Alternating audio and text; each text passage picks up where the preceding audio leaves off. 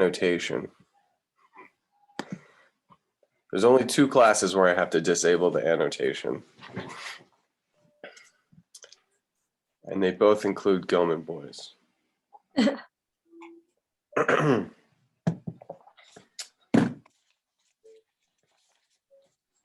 All right. I guess we'll just get going. I wanted to continue doing the Hubert Robert, just because I think it's so rich and wonderful. Oh, Setting my system in first. Okay. That's fine. Okay, I got it. yay, Mary's here. Hi. How are you? Hi, Mary. Good, thank you. So were you able to hear us the whole time? No. Okay, good. Could you hear me when I was talking? Nope. Okay. Nope. We heard you when you said we got it, but that's really it. I had a little trouble signing in. Yeah. Sorry about that. And you had gotten on pretty early, I noticed, before I went down and did my final preparations, as I call it, for class. Yeah, it said that you were on at 9:22 or something like that. Yeah. Yeah, I signed in. I always sign in a little early and then I go down and get coffee. Yeah, same. Samesies. We're on the same schedule. All right, cool. So I guess this is nice. Ooh. I'm gonna do it. This is such a pain in my rear end right now. Well, maybe my pencils are gonna be stronger. They're definitely heavier. Okay, that'll keep it up. Is this Van Gogh? This is a Van Gogh, yeah. This is my last minute idea for a warm up. I thought it was wonderful because it's just so like interesting in his mark making variations.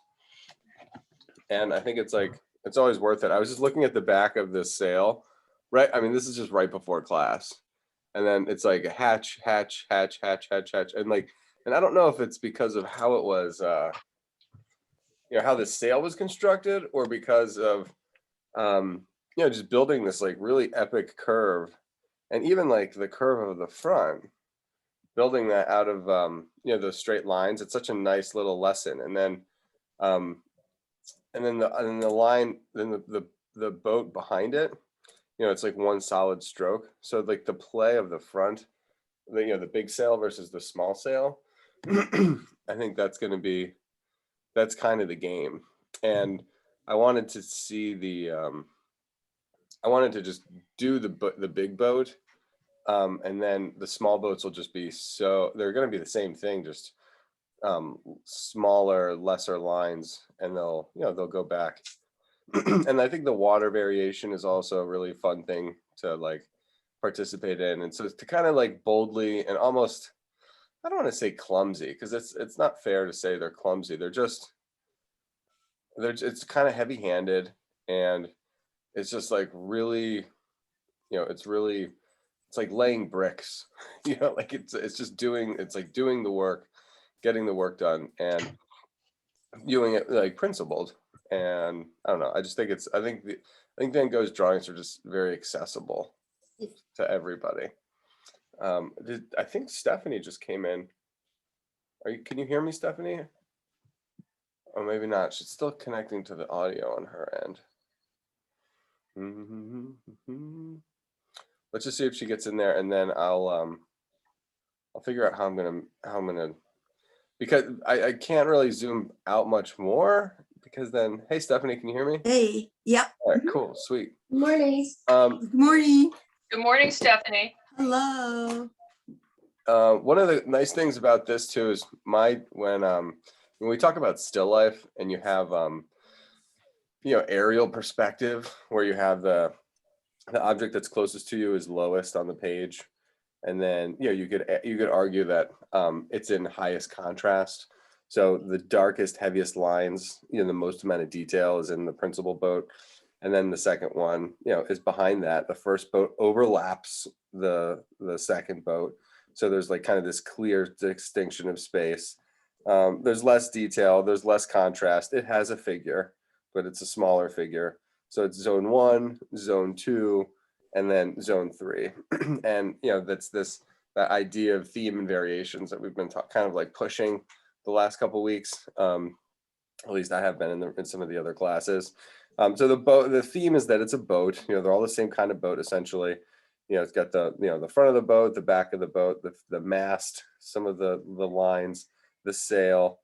There's the contact point, obviously, where the water comes in front of the boat. And the wind is blowing them all in this, all in the same direction. So, these sails, these like massive S curves on the front, and then this kind of sweeping, almost like a logarithmic spiral, bowl shape curve. So it's like an S curve, swells out and then swells in. And this is almost like a hook. I like that idea of the hook, maybe because they're probably fishing. So how those are, executed in terms of how big each sail is, and how many, separate lines is required. So in one sense, this sail, it's so large, but it's made up of like so many different lines, like 1, 2, 3, 4, 5, 6, and then 7, 8, 9. Like it's just so many. So even though this sail is bigger than that sail, because the sail is so small, he was able to do it in one line. But this one line is bigger than any single line, in that front sail. And you could probably make the case on this side as well, because it looks like the front of the sail is kind of broken up too. So if we just make these component parts, I think we'll be able to knock this boat out pretty quickly. I'll probably sketch mine on the smaller side because I didn't email this to you. When I say I've decided on sketching these last minute, I mean I could have actually even been in the last minute. I was just kind of sitting here waiting to let everybody in, and I popped that book open. I was like, this is trouble. I should not open up my Van Gogh drawings book before I'm about to teach a different lesson. But then I did, and now we're doing it, and I hope everyone's okay with it. Yeah, it's nice. Cool. All right, so I'm going to sketch mine really small, and so you guys can see the image, but it's more practically the explanation that is going to be most helpful. So I'm going to find where the bottom of my picture is. Okay, cool. Yes. All right, so here's the bottom of my picture, and I'm going to make the bottom of my picture where the water comes in front of the boat. And when you're sketching boats, that really is like the first thing to know. And the little wiggle, the little wave, and there's something so ancient about that line, in terms of the line indicating water. It's the first and one of the first forms of communication that any human had ever made in terms of writing. Probably because of water being so important. And and I say earliest, so like as far as we know, I mean, those people have gone into caves and they've discovered this symbol for water. Anyway, so it's nice to actually start the day and start the picture with that wave thing. The vector of the front of the boat, is the front of the boat called the bow? It is, right? I think so. I think so too. Not exactly a sailor. Yeah. I enjoy going out on the water. My friend Matt is an avid sailor. He sailed at Boston College, and he gets on the boat and he sees my ignorance of the ways of the sailor, and it's just that the pretension just like pours from his eyes.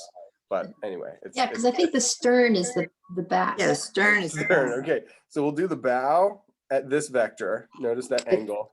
And we'll Definitely just- the bow of the boat. Okay, thank you, Stacy. You're welcome. So we get that angle, the bow, and then you can estimate the length of it. And this doesn't matter. I mean, the proportions can be kind of all over the place. It'll be okay. But the stern now is at a steeper vector, and I think it's interesting. We'll see how the back of the boat goes. It reminds me a little bit of the bottom of the back of the boat. Kind of at the moment reminds me of the escargot tentacles. So we'll get the bow and the stern, and then we can get this this big bowl shape. The bow is higher than the stern, so don't let my drawing represent the accuracy of it. The stern is really kind of flat, and then the little rectangle here, we're going to get the bowl shape of the side of the boat from head to toe, as it were. And Van Gogh's using these this kind of Japanese ink. Like, I don't know what his actual instrument was. It could have been a bamboo shoot. I'm not sure, but he was able to go really thick with these marks. And so we're going to find the edge of the boat, and then we're going to echo that for the little rim, the little thicker rim, which is probably structural. And then the bow of the boat also has a supporting thickness beam. And then he's kind of indicating the side of the boat, with these lines that seemingly radiate. When I say radiate, I mean, if you follow this one, it comes down, angles down, and then these angle down. It kind of echoes the form. I guess these are pretty vertical along where the figure is. Looks like about 1/3 of the way up, 1/3 of the way, the length rather, you can find the mast. I know that one. This mast is pretty thick. I'm drawing right through, just right through the sail. These sails in particular are triangular. So what we want to do, and they're just spectacularly beautiful with the type of mark that it's going to make. It's probably so much of the attraction of sailing. It is aesthetics. It's the connection with nature. And it can just simply be the beauty of the boat and the engineering, the architecture of it. So there's the starting point of the bottom of the sail from here goes all the way to the back, and even though there's a figure there, the S curve, which is the gestural anchor to all of nature, whether it's the figure or hair or an animal, you could kind of get the starting point, the ending point, and then my boat's not going to fit on, my sail's not going to fit on, but that's okay. So you can at least get the S curve of the base of the sail, and then there's going to get the S curve of the top of the sail. I'll force it to fit. So watch this. We'll end the sail here. So I'll do an S curve, swells out, and then about 2/3 of the way up, it concave swells in. And then this is where I spoke in the back about the hook. So this is where, people make a big deal out of proportion. And proportion is, knowing that sail is taller than it is wide is helpful. But also just knowing what knowing what lines make it up is also very helpful. And, sometimes your picture requires you to deviate from nature. So as I'm deviating from the proportion of the sail, I'm maintaining the integrity of the sail by understanding its nature, its component parts, and making the variations accordingly. I think the sail looks great. I squeezed it onto the page. It's fine. I've squeezed people onto the page. If I was sketching the figure, I'm like, oh, I'm running out of room at the bottom. And so what? They have a longer torso, shorter legs. You can get away with things like that. And this is the warm up, so I'm not expected. I mean, it's the first drawing I made today. So maybe I probably should have gotten up. Kristen got up at 5:30 this morning.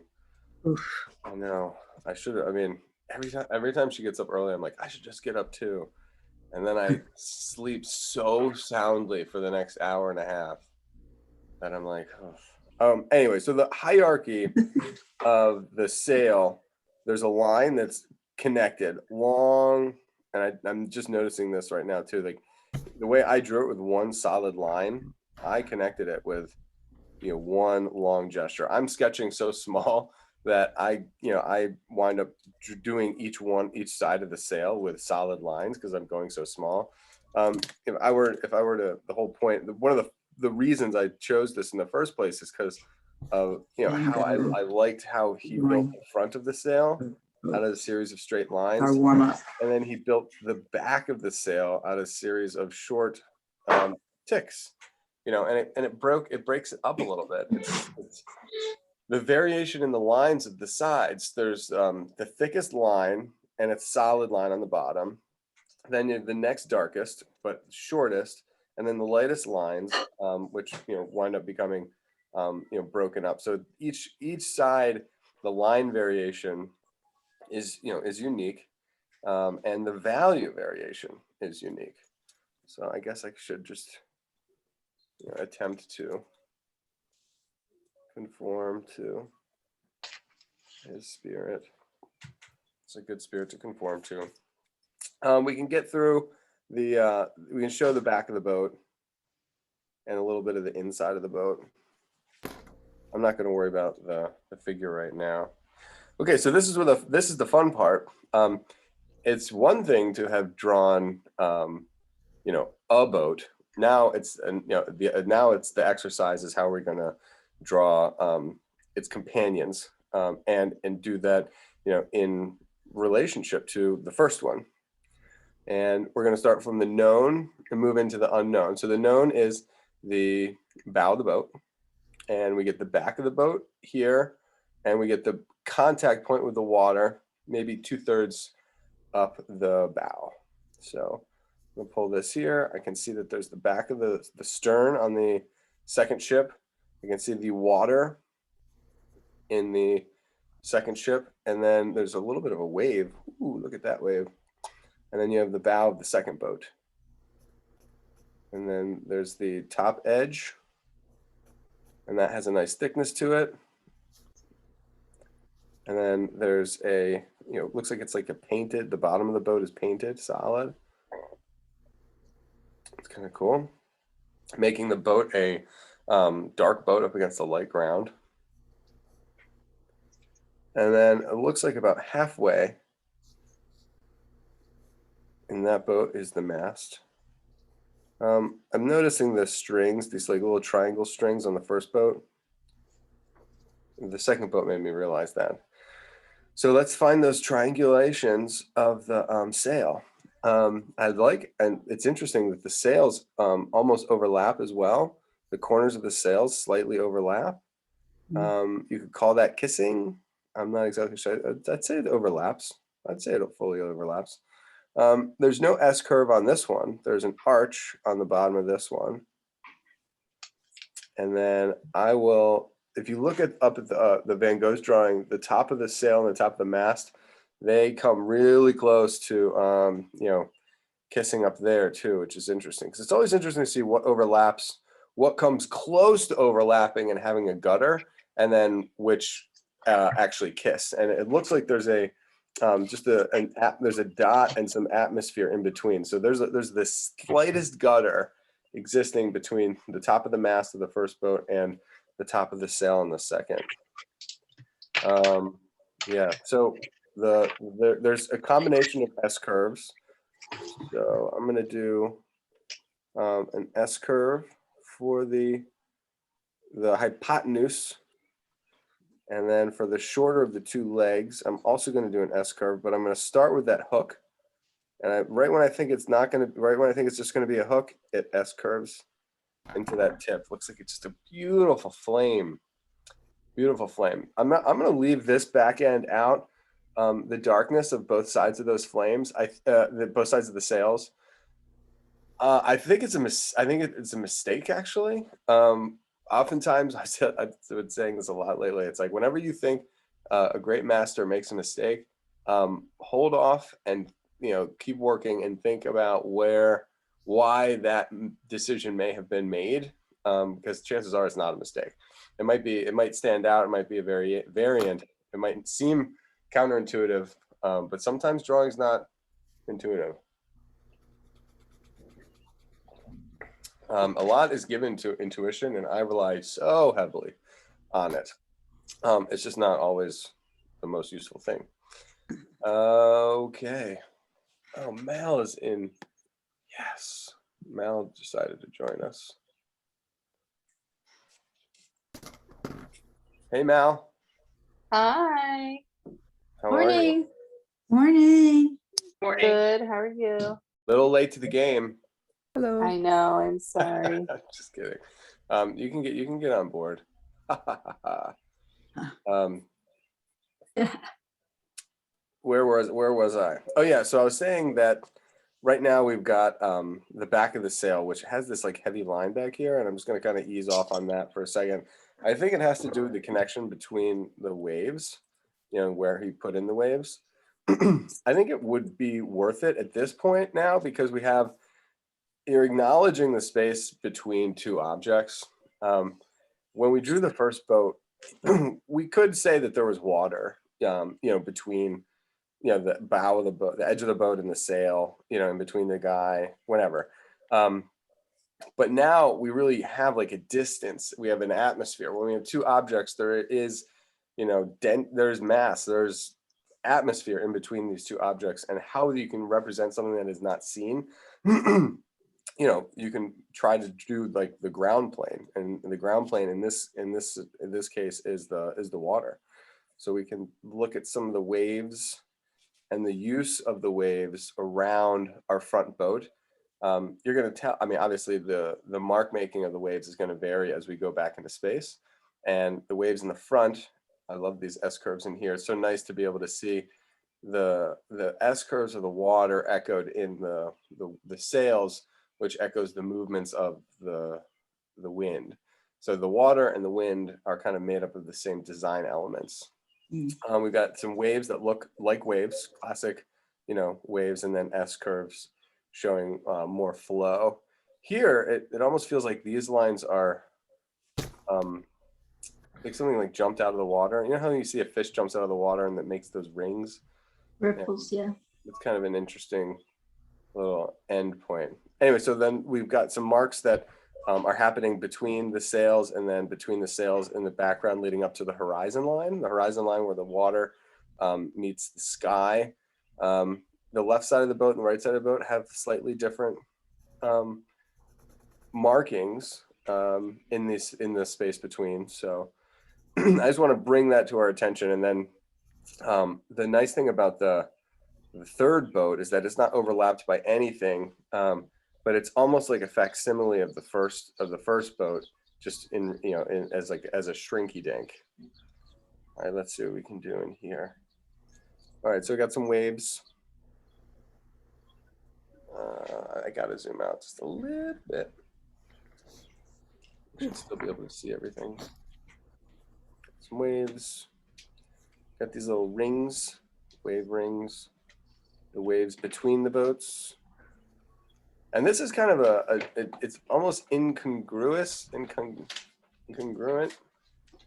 where whenever you have waves behind an object, you want the nature of one wave to be very similar to one side to the other, because everything along this horizontal is going to be the same, you know, the same, just because there's a boat that's interrupting that passage of water. From our perspective, you know, in reality, if you remove the boats, all of that water is the same. So the way Van Gogh actually did this is, if he was in my class, I might criticize.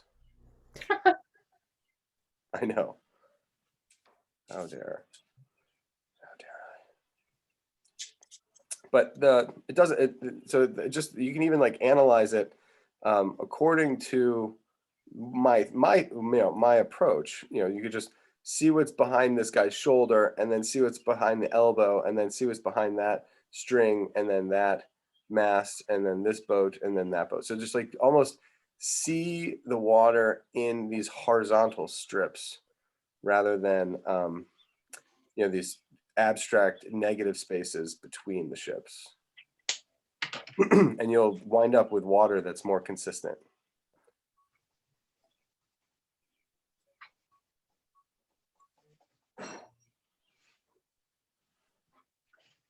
Sweet.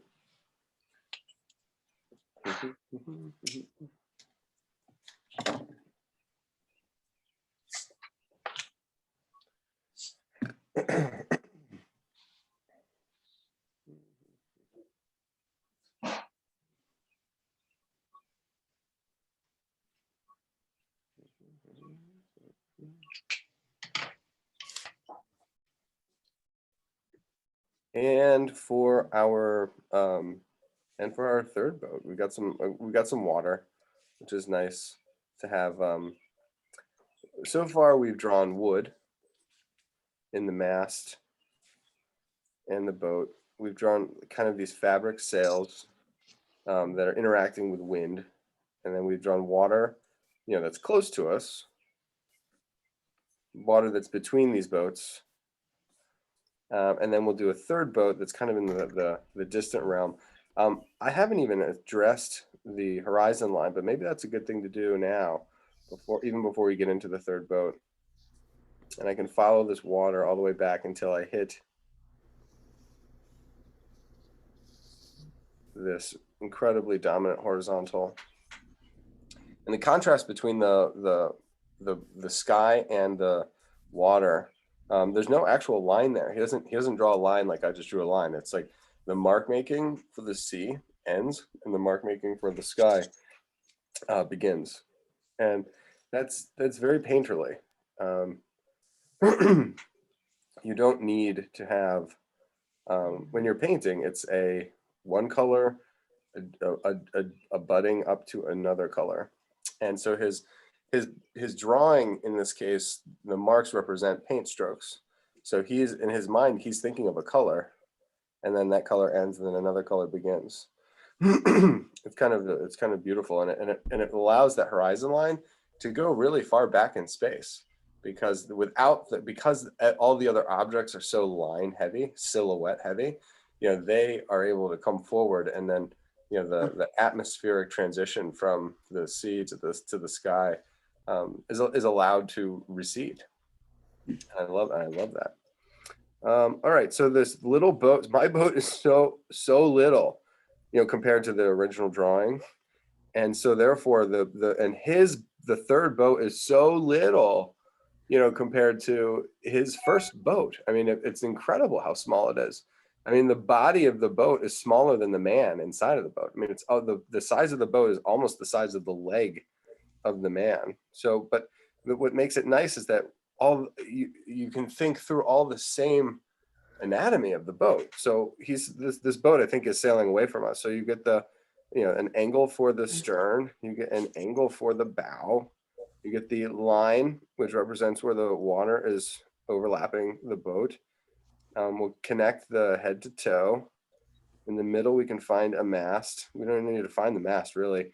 We'll find the triangulation of the sail, and we'll ask ourselves the question, is it an S-curve or is it an arc? Is it a hook or is it an arch?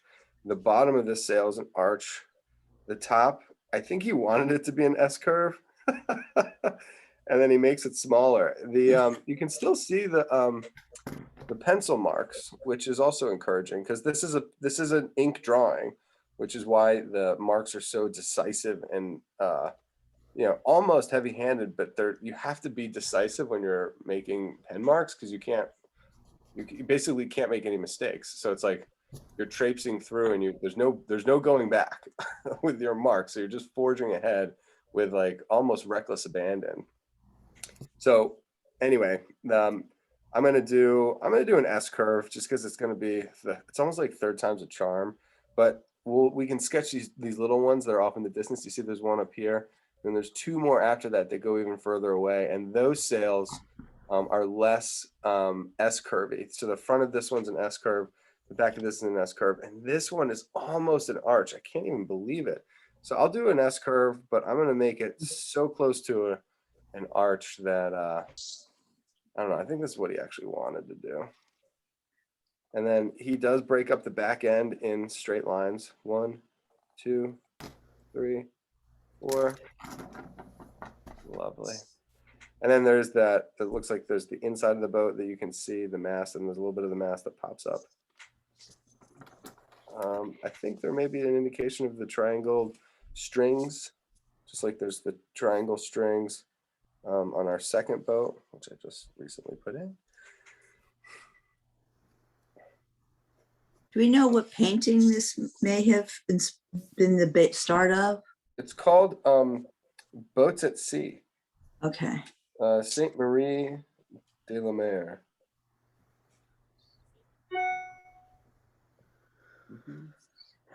Ooh, no way. Okay, they have a quote by Van Gogh. He goes, "Drawing is the root of everything."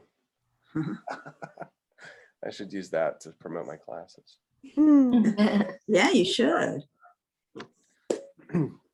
So I'm just going to take a little bit of time to bring these, and I love how it's almost like these little miniature wave staircases that bring you all the way back to the horizon line.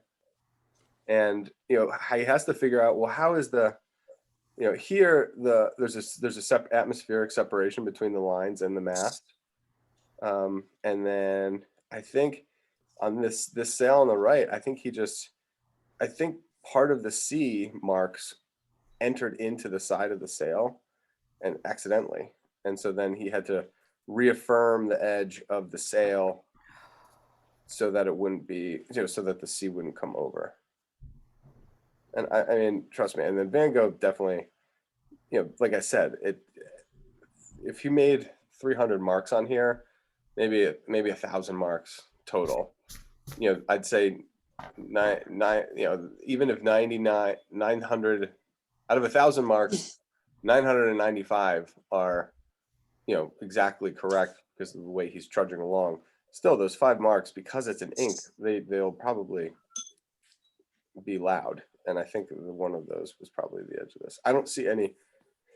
I think he may have, because he made the back dark because of the water, he may have come in and framed it off and made it more consistent. So he then had to, darken the front of that sail. Who knows? I love watching these waves go back up into the horizon, into the distance. I don't know if there's any sun. We'll look at the original, and then you can, my stippling technique, which Van Gogh definitely did use. You stipple in this type of motion, these spirals, and while simultaneously attempting to not hit the same spot twice. So I'm stippling in these spirals, and where there's another space, I move them. I make sure I don't hit the same spot twice. And you get a nice consistent, nice density of marks that feel random. Otherwise, when you start, just humans, when you start making dots, they go in rows, and then you wind up getting this pattern with your dots, and it doesn't feel random. So you can do a combination, but the spiral stipple technique will save lives. Have to remember that. Yes. No, and that's the thing. I mean, when I learned that, I was like, I knew it's seemingly obvious, but they still don't teach it to you.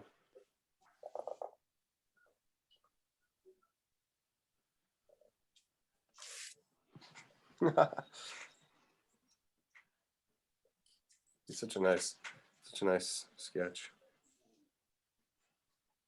And it's only, it's only a half hour. Think about that. What a good use of time. I just wish I hadn't put the horizon line in, because now you can actually see how the effect is impacted. You can see the like how much more successful, his, horizontal sea marks disappearing into sky works better than my linear separation. Not that mine doesn't work. It's just, I think his is a better solution.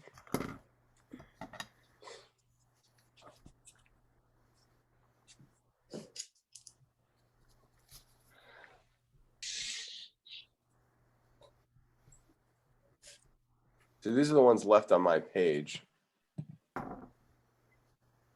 And so you can see those other two. And then It looks like there's some reflections or something by those sails way in the back. Yeah, no, definitely. And So there is some. in this guy too. And Yeah. the light, and I didn't notice that, the reflection of the sail on the water, until Yes. Steph, you pointed that out, because they become very obvious in these two. Yeah.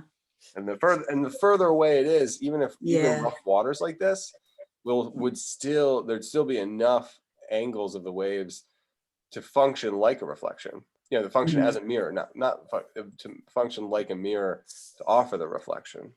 Mm. So I know that it's a different proportion. You may not, and I will sketch off the screen too, because I feel like it's only fair. But the other boats, see them in the context of the third boat, and they'll be a little bit there. Like run your horizontal all the way across, and see how much higher it is. So it comes over here, and it really does get close to the horizon line. Contact point, head to toe. This third boat, the fourth boat rather, has no bow or stern, which is fascinating. So he only gives us the line where the water meets the boat, and then the top of the boat, and then arc for the bottom of the wave, for the bottom of the triangle sail, an arc for the front of the sail, and then an arc for the hypotenuse of the sail. Fascinating. 1, 2, 3, and then 2 little ticks for the mast.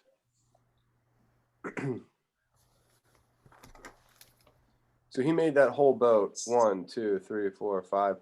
So the boat itself is two lines. The sail is 3 lines, and the mast is 3 lines.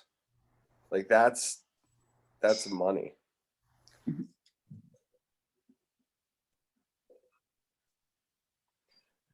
And just practice that. 1, 2, 1, 2, 3. That now you get like almost a there's letters in the alphabet that are more complicated than that practically. That might not be true.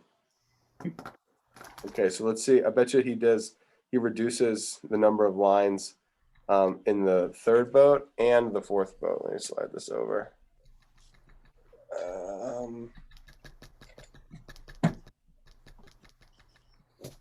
We might have to go back to the original 58. So I'll go over to these other boats, but this, I think this last boat that's jammed in the corner, he makes it out of 3 lines. 1 for the bow of the boat, 1 for the front of the sail, and 1 for the back of the sail. This is my theory. He goes 1, 2, 3. Nice. We're lucky. We are lucky.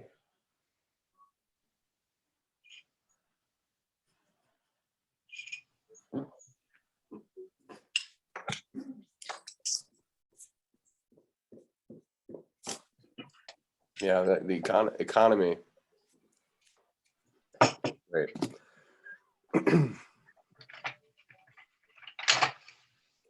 Meaning the economy of mark, the fewest, saying the most with the fewest amount of marks, and realizing how, by offering all of the detail in the front, by offering all of that, then the viewer's eye applies all of that info to the boats that are in the distance, and they require almost nothing. They require context, meaning it's aerial perspective, so they are further away and they are lighter lines.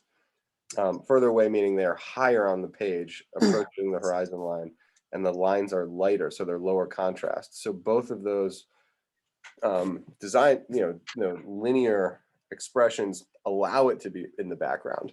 Aerial perspective higher on the page, and then lighter in contrast, lighter marks. And then both that lining up is also with the spirit of the anatomy still being consistent. Like there's nothing more to this boat. There's nothing on this boat that isn't in the front boat. So all of the marks are still the same. So it's just repeated, and that's why we're able to make the connection. with the theme, and the variant just being that it's smaller. Now, yeah, I love that this looks like a toy boat now. That's cute. In my drawing.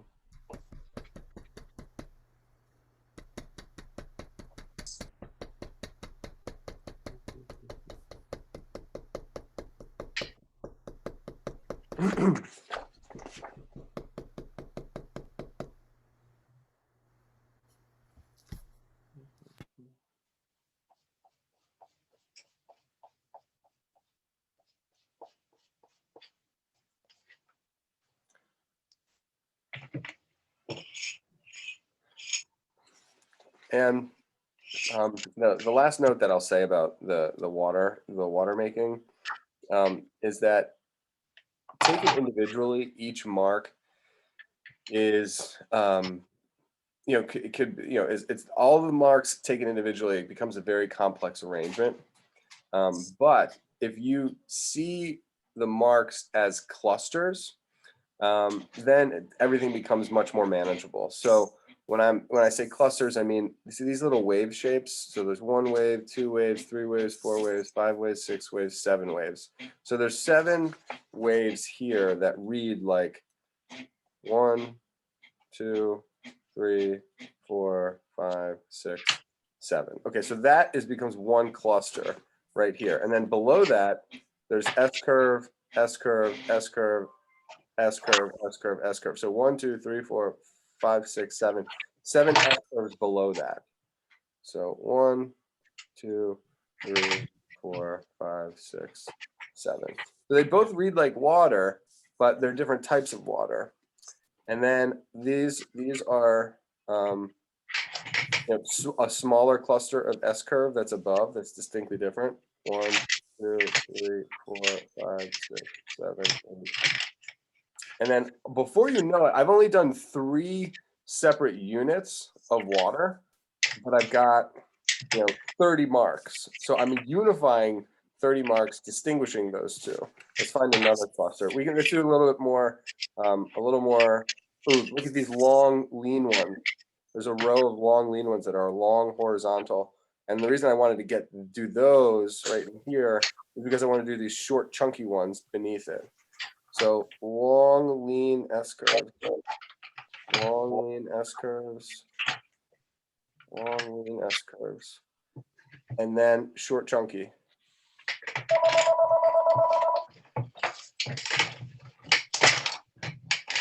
And then there's a cluster of waves that are steeper, they're at an angle.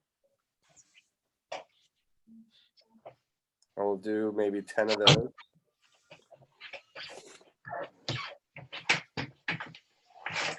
And then, and then those whirlpool up into some spirals and some dots. This whirlpool into spirals and then dots.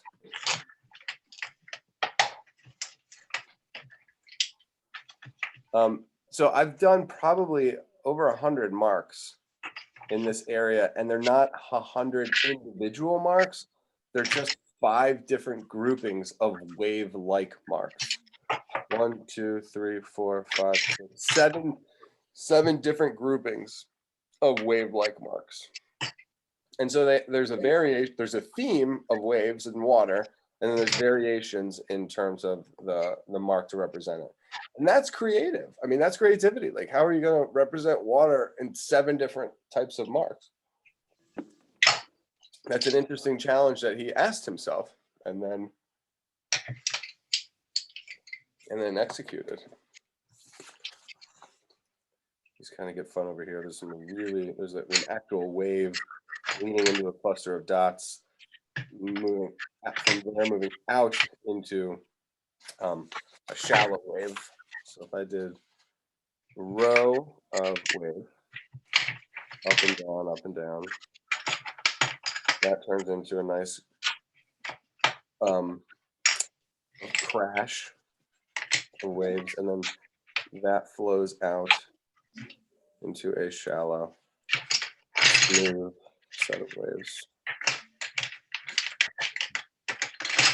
So cool.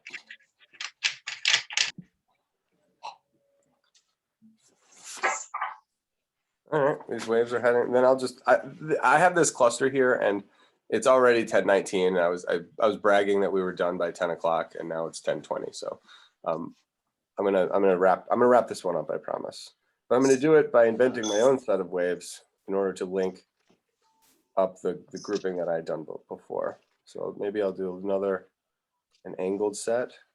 1, 2, 3, 4, 5, 6. Maybe that goes into a miniature crash. A couple rows of crashing, and then an S curve. Ooh, a spiral backwards. I like this one. I might repeat that one. Almost like this little hook, sort of like the back of that one wave. I invented that. Thank you very much. You can have S curves that start high and go crash low, start high, crash low. And then you could do crash low, rise up, crash low, rise up, crash low, rise up. And then they're opposites, they're inversions.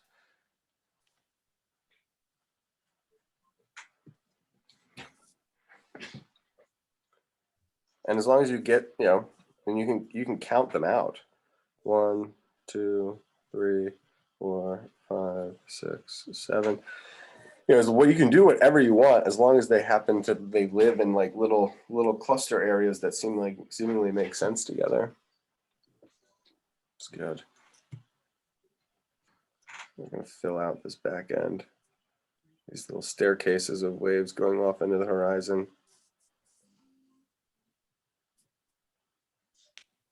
Dot, dot, dot, dot, dot, dot, dot, dot, dot. Depending on the amount of real estate that needs to be stippled, the game changes. The key is to not have any of them stack. You really don't want them to stack on, and cluster too densely, because it's atmosphere. And depending on the subject, I mean, you could have, if you have stippling collect, it reads like a shadow. But he was attempting to evenly distribute all of the marks so that it feels like one smooth, consistent sky. Cloudless, but addressed.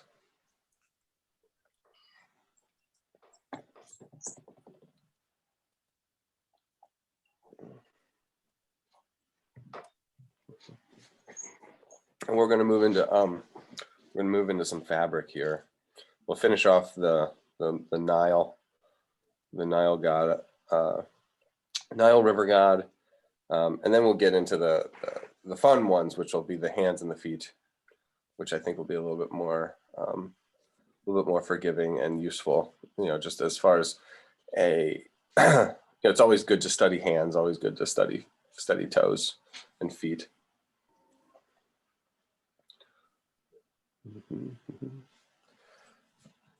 What is the thing? Toy boat. Say toy boat 10 times fast. Yeah.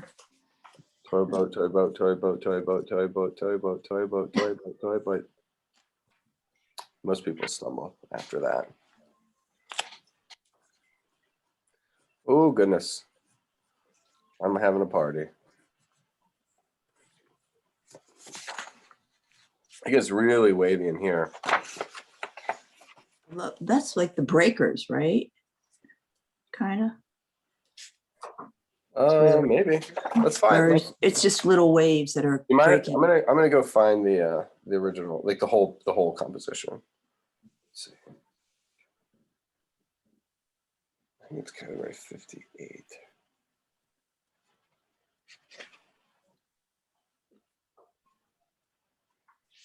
Yes. Ah.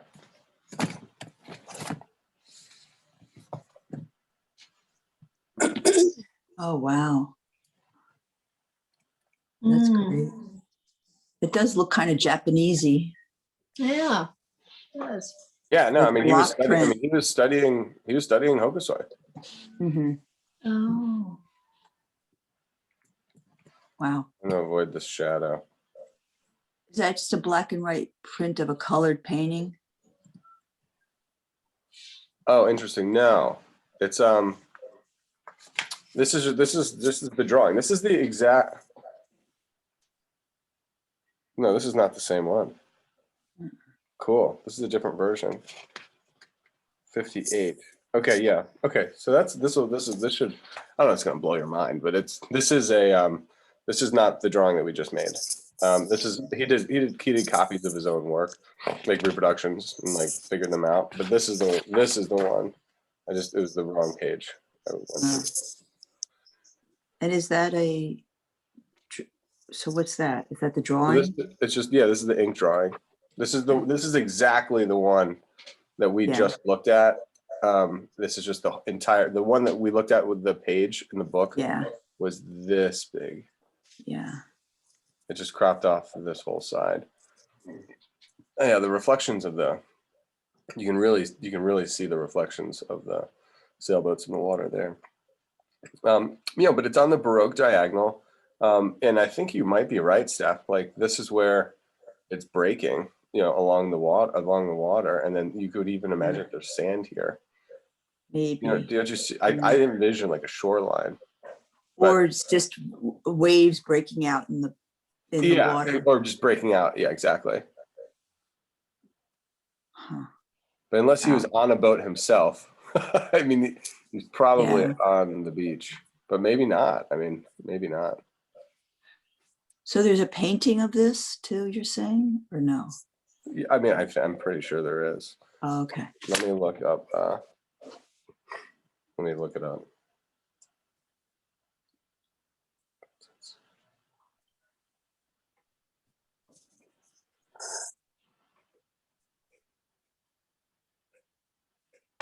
This book doesn't necessarily have. Okay, yeah, we'll look at that. We'll look at the other one too, but it's at sea painting.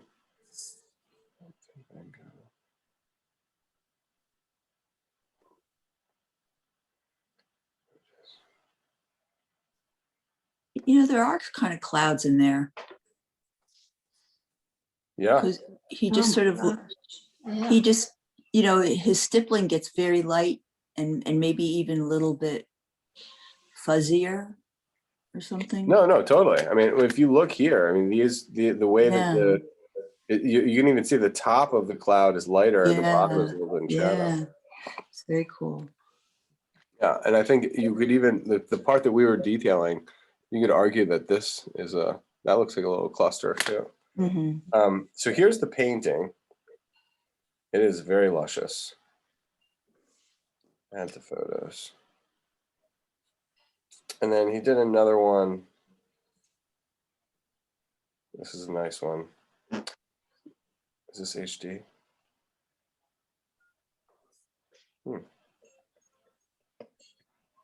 Should be. I clicked HD.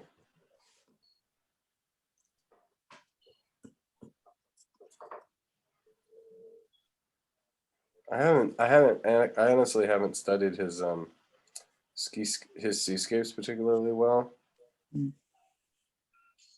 I've drawn this one. Okay, so this is what we got. That's the same boat. Okay.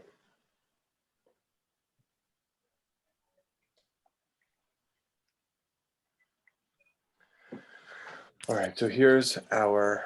Ooh, that's gorgeous. I wonder why it's not showing. Just I just gotta let it adjust, I think. Love that. Oh, it's beautiful. I wonder why it's not. I can see, it's so expressive. The water's beautiful. Let me click this. Okay, there, that's going. Oh, that's great. So 1, 2, 3. Yeah, he's got all of them. The sails are better in the drawing. Yeah. The wind is different. It's like some are going one way or the other.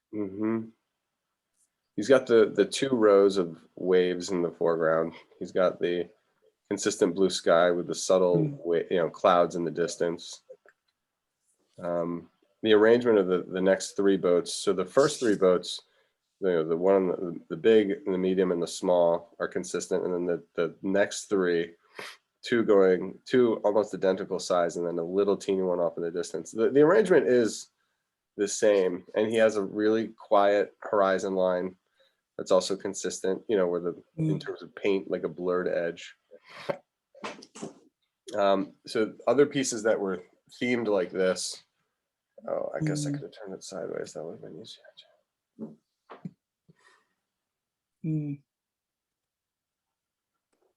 Wow, that looks. So, you know, one boat, two boats, three boats. Those clouds are amazing. Yeah. Steph, you could paint those in your sleep. They're not even hard. They're so beautiful, and they're not even hard. Painting clouds is incredible. We've done that in class, I think. And then this is yeah. his most famous one. So these are the boats that are on the beach, and then you see the boats that we just sketched off in the distance. So 1, 2, first boat, second boat. He's just repeating. You know, he got the drawing down, so then he would use them like almost like chess pieces, you know, or collage elements that you could, you know, pull in as needed. But much more detailed though than, you know, before. Yeah, these are portraits of the boats. Yeah. Without the figures. And then it shows the boats in action off in the distances, which was where this would kind of be a case for him being on shore, but you know, showing how close the boats really were to the shore. Yeah. But you know, not necessarily. But yeah, I mean, if you zoom in, I'll try to zoom in on this thing. I mean, he does it all in there. I mean, that looks like a Louis Anqueton or even a Gogh. I mean, it's a Van Gogh, but he's celebrating the boat, doing a portrait of the boat. Yeah. There's always that idea that he couldn't see very well. You know, he was short-sighted. I don't know. But there's a lot. There's a lot of talk about Van Gogh, but I don't know. I've never read him saying that he couldn't see it very well. Yeah, I know. I mean, journals. But looking at those boats, you say, how you know, he definitely saw pretty well for those. Yeah. Right. Yeah. Exactly. No. There's a lot of misinterpretation of Van Gogh, but and what makes it kind of cool too is that, I mean, he was a very traditional in the sense that he did plein air painting, but for these things, he would do drawings and then come back to the studio and paint them. And he painted them, you know, and in his inside, like in his house. A lot of these, especially when you can tell that those when you're doing moving objects, you can't paint, you know, moving objects like that. There's just not enough time, so you sketch them in and paint them.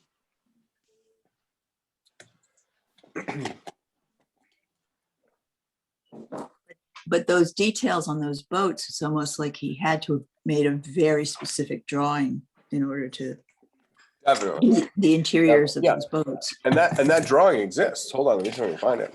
I think it even exists in this boat, in this book. This one, I love this one. Oh.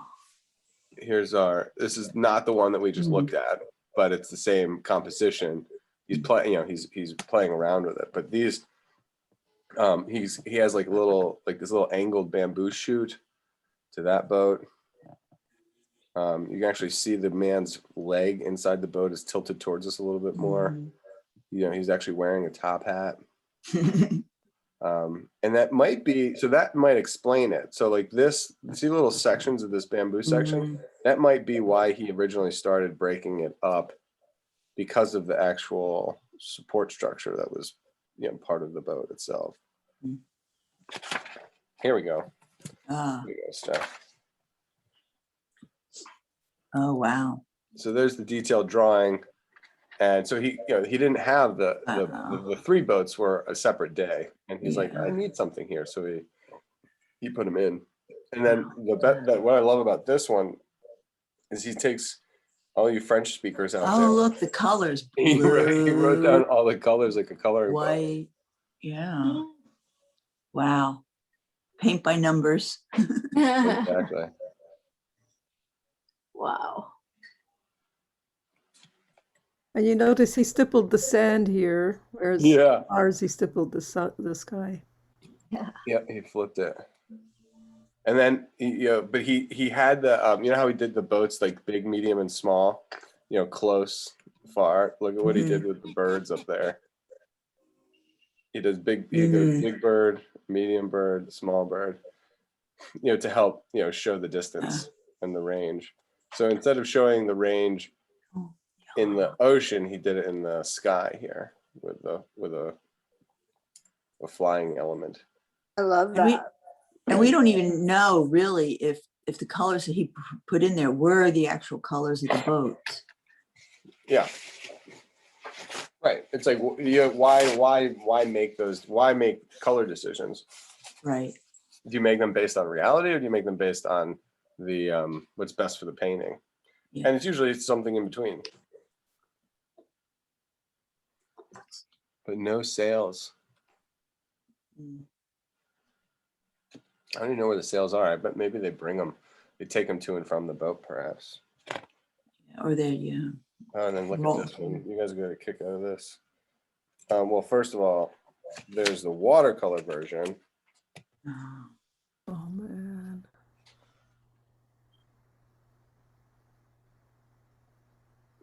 That's thinking about some whole nother, plotting out those color notations. Interesting. Very, very. That feels so 70s to me.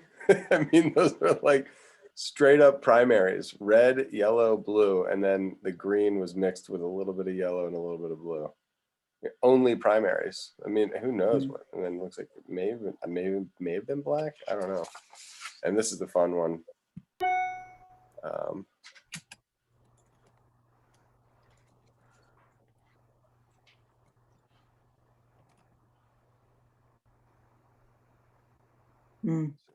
He's got the range of both the boats on the beach, the shoreline, and then a much more real estate on that end for the boats in the distance, and then he even includes the birds in that one. I can't tell if the birds made it into the final. I think it did. The seagulls, I think, made it into the final. I'll check my phone because I have that one. Yes, they did. oh wow. You see him in there? Yeah. So Yeah. they made him. This is the one that we're looking at, by the way. Right. And this is more of a rectangle. So the sketch that we're looking at here really is the study. And it looks like this is a double page of the sketchbook. So this is the center flap. I don't know if you can see that, but there's a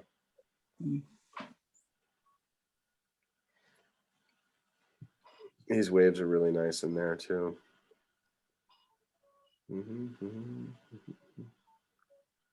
I like how the first sail at least is like it's figure 8.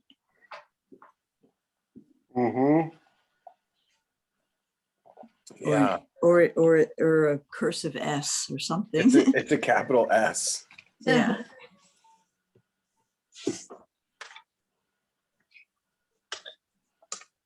Or, yeah, that's it.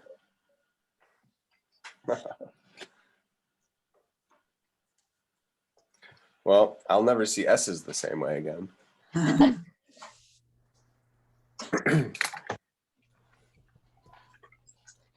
See if this is exhausted. Yeah, that's we've seen it all. Let me go back and see if there's anything from the beginning that we didn't see. Oh, that's nice. Okay, good. See, we look at that. Look at that one. This is the other one. The one that we have done together today. This is his sketchbook version of it and the paint by number components. Oh, you're looking at me with a face. What is that face? So he moved it.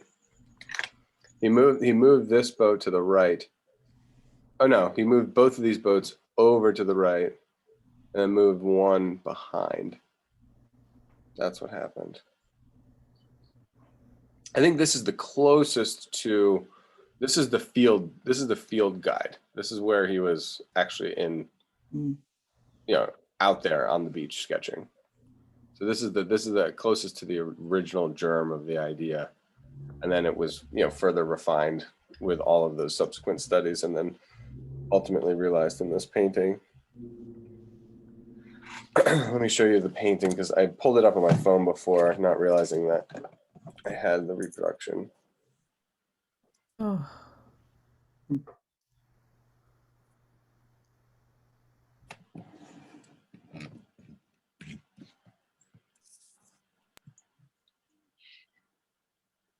Now, it's kind of interesting, Steph, as you're looking at the reflections, at least, not seeing as many. I guess there are some light notes here, Yeah. but wow, Mm. wow, on how Yeah. reflective the big Mhm. boat is. I mean, look at all those dark notes in there, Mm. which didn't really show up in our sketch. So we went red, green, yellow. How big is this? It's not that small. It's 16 by 20. He also didn't seem to pretty. mind. I mean, they're always here like you that you should put things, you know, if you have a group of something, it should be an odd number, but just for visual interest. But I think there's 10 boats there. 1, 2. Yeah. Again, like in terms of like the clusters of the strokes, you know, that you Mhm. can think about the boats as like little clusters as well. So you Yeah, have 1, 2, 3 initial I boats, see. and then you have Yeah. A and B are almost identical, and then you have C back here. So 1, 2, 3, and then, you know, I don't know, maybe that's a grouping of 2, that's a grouping of 2, and then you have another grouping of 3 back here. Mhm. 1, 2, 3. That little So- one. I got to zoom in on Yeah. that back one. That one is some painting cockiness. Remember, I have to go, but I sent you my photo. Okay, yeah, thank you. Thanks, Mal. Have a great rest of Bye-bye. your class. bye. Bye. Look at that little guy. It's 2 strokes. It's one Wow. little tick and then one vertical. 2 different brush strokes too. 2 different brushes rather. Huh. And this looks like it's 3. That looks like it's 3. Hmm. Yeah, studying the paint is fun. I think it's amazing that he just intentionally made these 2 boats twins. I mean, you couldn't make them more similar. In fact, I think he may have painted them stroke for stroke. You know, dark blue, dark blue. Yeah, I think he painted them stroke for stroke. And those same ones do reveal themselves in the sketch, being twins. That is. Mm. And all the boats vary, but these 2 are really similar to the same. You know, Yeah. he just added a third to this pairing. Yep, and it definitely works.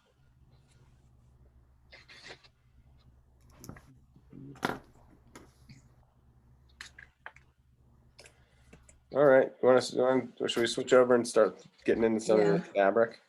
Yeah.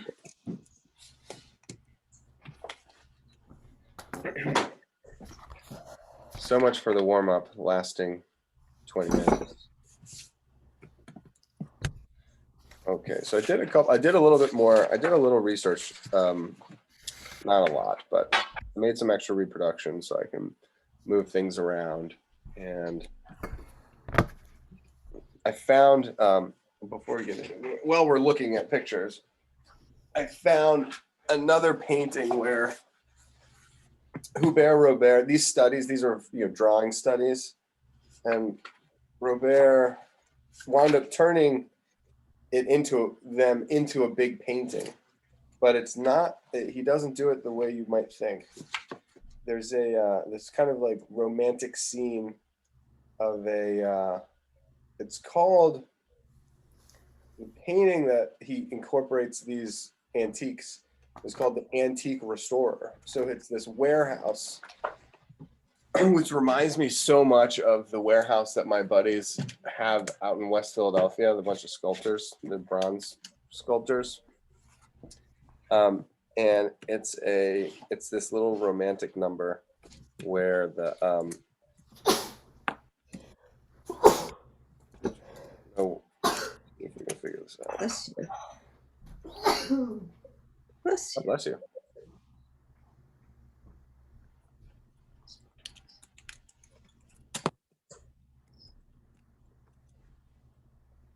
So this is the painting, and I'll let you hunt around.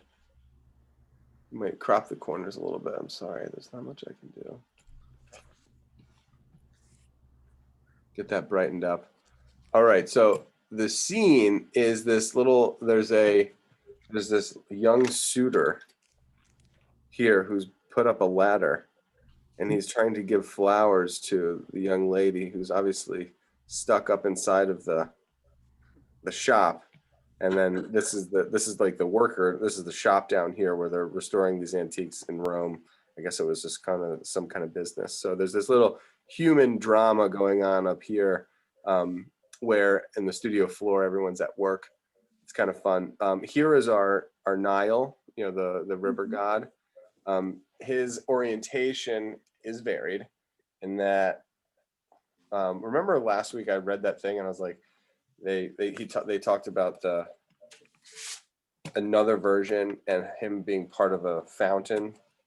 Well, that was outside of the museum, but this one he refers to as the Sphinx is turned at a 45-degree angle, and then the hand and both hands in fact are removed. And if you remember, he actually had a lot of problems with the hands.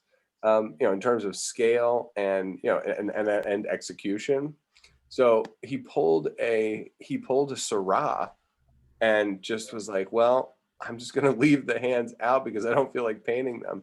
So he made them, since it's a restoration, he left the hands off of Athena, he left the hands off of this character, and he just didn't feel like doing it. It's not that big of a painting. It's like 40 by 60. So some of these figures are really small, so you can kind of get away with the suggestion of it. I just thought that was so funny that, he really, the hands were two of the most complicated elements. So then when Robert puts it into the final painting, he leaves it out, and then he needs the sculpture at an angle, design wise, but then he executes the Sphinx, from the same perspective that the sketch was done. And you can see that it's a strange angle. The way that the sculpture, it's almost like it's the top of it is seen from our orientation, and then he just like angles the legs off into the distance in a kind of like a bizarre distortion, that he somehow gets away with it. I don't know if it was like a projection or whatever.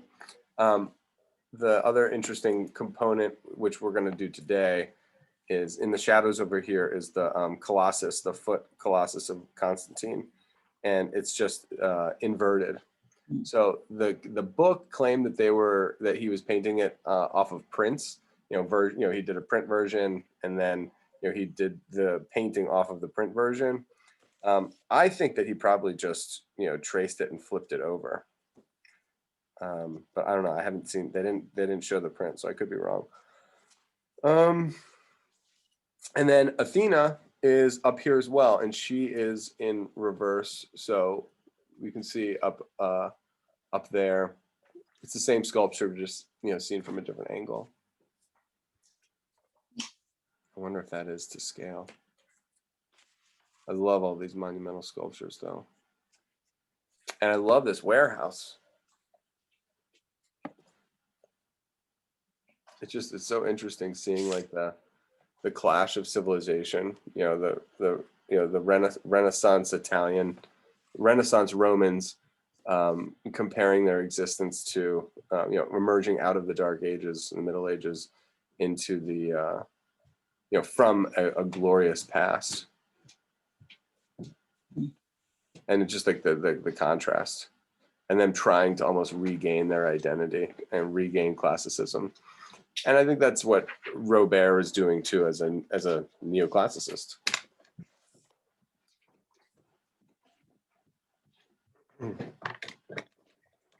Okay, let's go. Let's do it. I just thought you would like. I thought it'd be interesting to see this one. And so, in the way that Van Gogh does these sketches and he works them through and solves them, ultimately they turn into paintings. And drawing is the root of everything.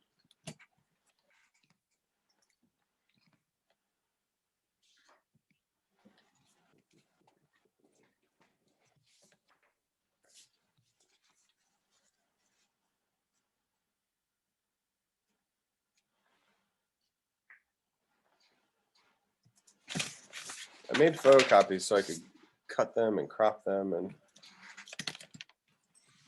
maybe it would increase our chances of having a better display on the Zoom.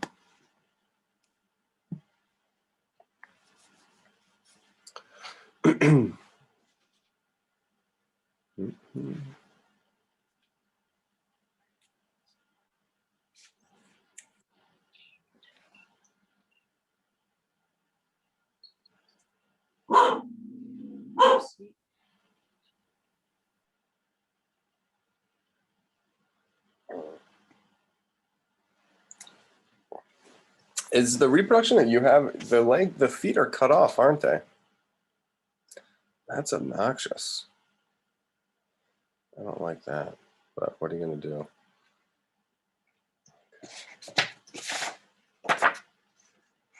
Saving that. Put a little piece underneath here. Hopefully it doesn't move it too much. This blue is just too blue. Okay. That's straight for me. Can everybody see the legs kind of nicely? I think if we get the eye in there, or if we have eye to eye, and on your marks, get set, go. Did anybody already draw these? Of the fabric? I did. Okay, good. Mary, did you get to do it? Mary. Oh, sorry. I think you're on mute. Oopsie. I'm going to go on mute because the dog. Okay, yeah. You can go on mute and just unmute it. I did it, but I could work on it some more. Yeah, that's what I'm almost hoping. I was almost. You can Yeah, see I good. did fill it in, so.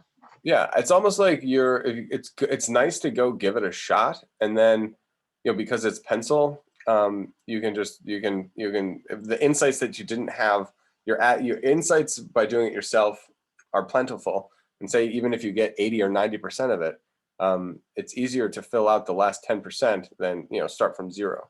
So I think it's a good thing if you have made an attempt. But if you haven't, like that's good too, because I'm going into this inexperienced too. I haven't sketched this part yet, and I'm excited for it. And if anybody has any other insights, I'd love to hear it. So what I'm really going to try to do, I can attempt to. We're going to use this sense of X-ray vision. So you kind of have to know a little bit about what's underneath the fabric.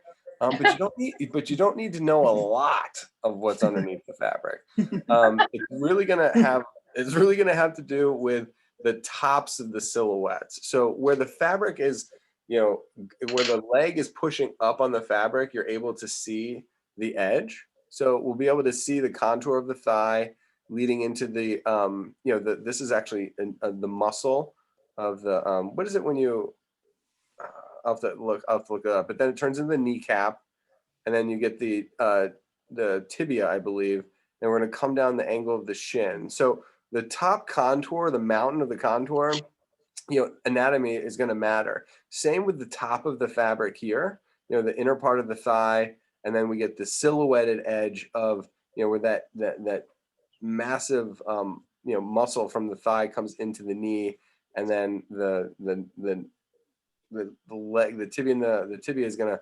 disappear behind the leg that's in front. What was the piece that we did? Yeah, we just did that. Didn't we just do that with the, was it Bacchus? Oh, no, I'm sorry. We didn't. I did that with David and Goliath. There was a Goliath, a slaughtered Goliath that David was about to chop off his head, and his legs were overlapped in this way too, or the right leg came above the left leg. So this left leg is going to pass behind.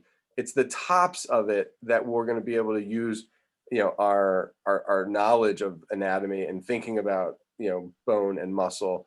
Whereas where at the bottom, these are becoming like more geometric forms, and they're going to be more the anatomy of folds than they are going to be, human anatomy. And I think it's important to like just be able to know that, like, yes, there's anatomy included, but really it's in a, we're going to use that as a loose frame on the top, and then we're going to show how all of the folds are reacting to that, and then how the folds are reacting to themselves and how they're actually designed. They're really going to be wonderful, and how they flow and pour and ripple.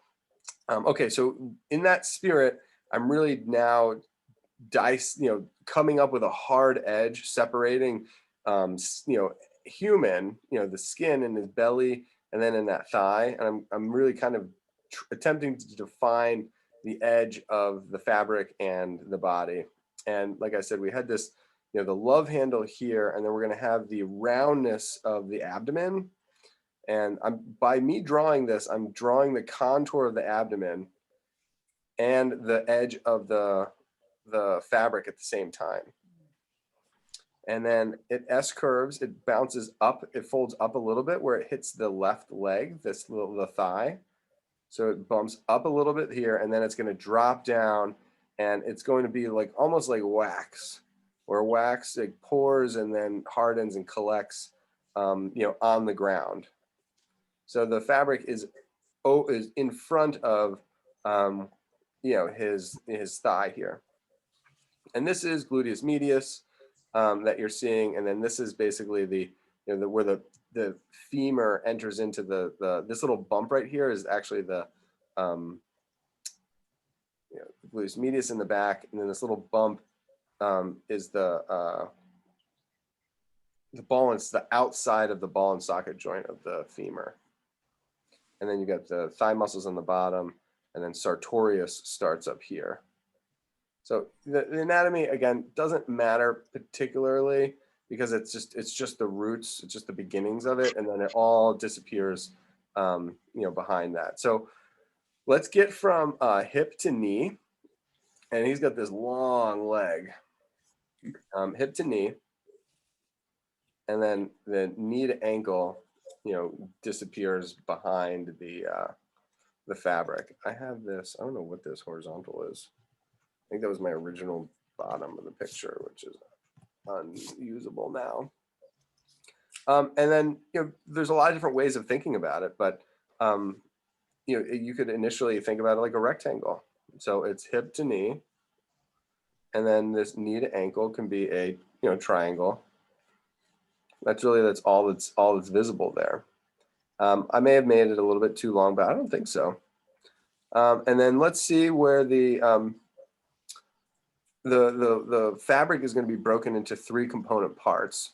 I have the edge of the first component part. You can follow the bottom where the fabric touches the ground, and then where at the bottom of this, the kind of the loin region of the fold, it's going to curve around the thigh, and then it's going to, dip in a little bit, because it almost makes this like concave drape connecting, almost like a webbing of like a webbing between the left leg and the right leg. So the left leg's on the bottom, the right leg of the thigh is on the top, and so this is a square, a rectangle essentially. So we've got the right side, the left side, the bottom, and then we're coming up to the left side, and we're using the contour of the fabric to help describe where our anatomy is, where this second leg is. Cool. And so in order to get the top, we're going to see that the fabric is wrapped actually, around the other side. I wonder if it even is supposed to. I think we talked about this last week, how you can follow the curve through the abdomen and then S curves into around the elbow. So the fabric around this elbow, kind of guides you nicely on the opposite end of the fold, the opposite end of the figure, around our rib cage, around the back, and then coming through. So that S curve echoes in the front, but it really is the nature of the fold wrapping behind all of it. It'd be neat to like go up to this museum and walk around to the back to see what's really happening there.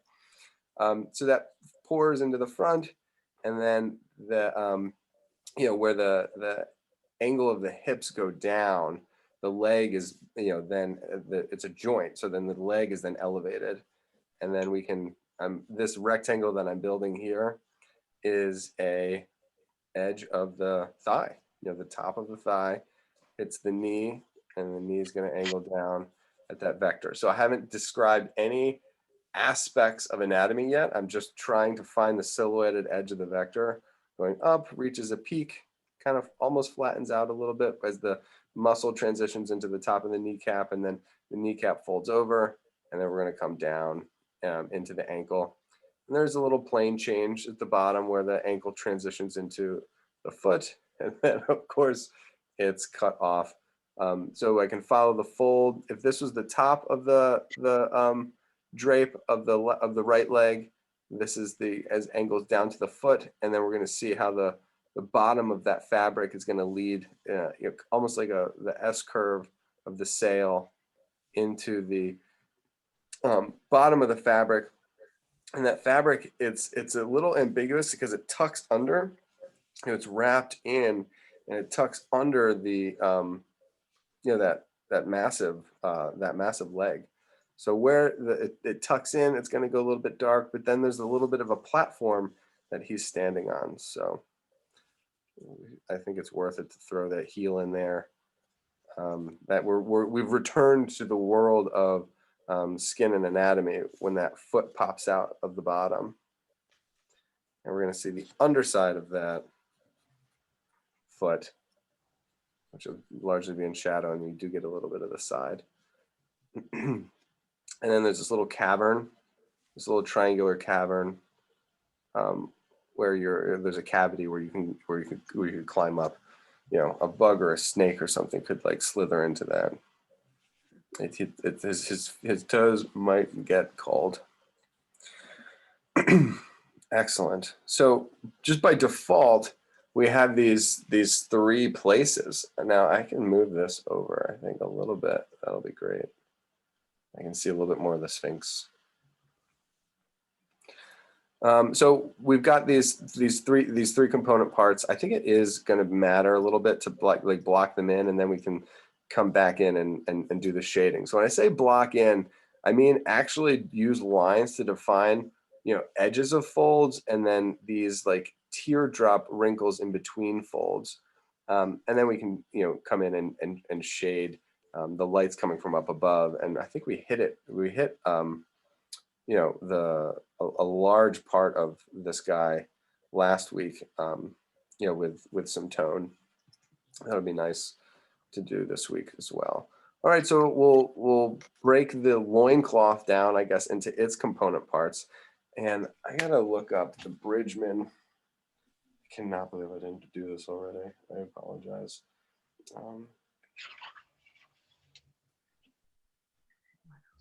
On these types of, all the folds have names. Okay, and I've got them here. And George Bridgeman is the American, he's known more for his anatomy. Oh, bring this down like that. And is for his figure drawing. And he worked at the Art Students League of New York, and his books are a dime a dozen. You can get them almost at any store. And he does a really nice, he defines folds in his book, how to draw folds.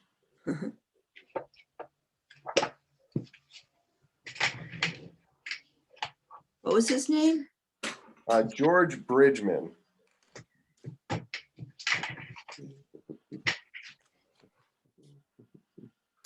Oh, joy. Yes, excellent, excellent, excellent, excellent, excellent. Got that one. Oh, this is the other one.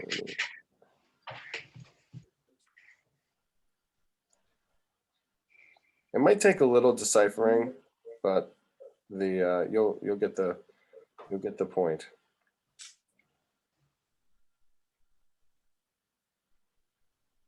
Okay, so here's the this is the detail that they pulled out. And is that how do you spell diaper? That's right. Is it D-I-A-P-E-R? Mm-hmm. All right, I think that's funny.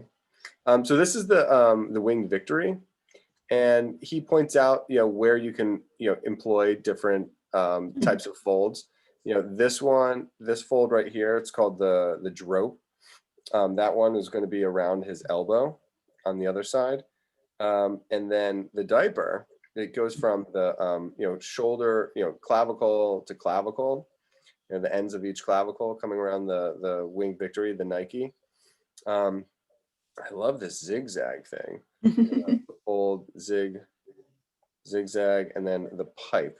That's the one I was looking for. So the pipe there's a contact point, and then you have this. It almost makes this V shape. The spiral. I hope we get to use the spiral. Yeah, that must show this direction. I think the spiral is more like a sail indicating movement, like there's a gust of wind, that's happening. But the diaper is actually really interesting because it means that it's left side, right side. So it makes this kind of V shape, but then there's also this like draping that can happen in all of these cylindrical cones. And that, maybe that could be considered like the piping. I'm not exactly sure. I'm looking at some of the folds here. The reason I bring up that diaper is because that's what's happening from here to here. So there's a tug there, there's a tug there, and it makes like a little valley, this little V-shaped valley. And then here we've got the pipe. So the pipe can be either a vertical V, where there's the concavity in the middle, like creating this cleavage, or it can be an upside down. So there's a V here, and then an upside down V here, an arrow there, and then this one on that edge, that just feels like the edge. It really, I can't get over the fact that it just, to me, feels like it's a candle wax drip. So in this shape of the loincloth, all we've done now is show that there's the diaper, 1, 2, creating that almost like the wings of a bird, and then you have this V shape, and then that V, an upside down V shape like an arrow, and then the wax strip. So you can copy everything mark for mark, but then you can also, it's just so helpful to like name the thing. And then it becomes, once it's like becomes named, then it becomes visible. And then when it becomes visible, then it can become drawable. And then once it's drawable, then it becomes, almost emblazoned into your consciousness and into your heart, and you can never not see it. So then you become not blind. Yeah. That kind of like that's the movement from, blindness to vision. So let's just start from the top and go down. It's gonna be great. We've got this beautiful S curve, from the top of the diaper, tucking in behind, his belly on the other side, and that has a little fold in the middle. Then we'll do the edge. Since we already have that edge, we define that silhouette. We're gonna need the edge of the left side of the loincloth. And then we'll show how that comes up and dips in and folds, and actually is folded behind. Now there's a third bridge, that links up the right side of the diaper to the left side of the diaper. So there we go. That's nice. We did the left side of that kind of diaper, and then the right side needs a bottom. And it's the bottom of that diaper that's going to come down and come across the top of the belly, angle down through the broad side of the thigh, and then it's going to hit the other thigh, and then it's going to, that fold is going to contour around the nature of the cylinder, the mass of that thigh, and then it ends kind of in like this nice teardrop shape. The left side S curves, and again creates that kind of like that webbing between the left leg and the right leg, and that folds under itself. So in terms of like this layering of folds, it's a still life technique to make things not seem flat.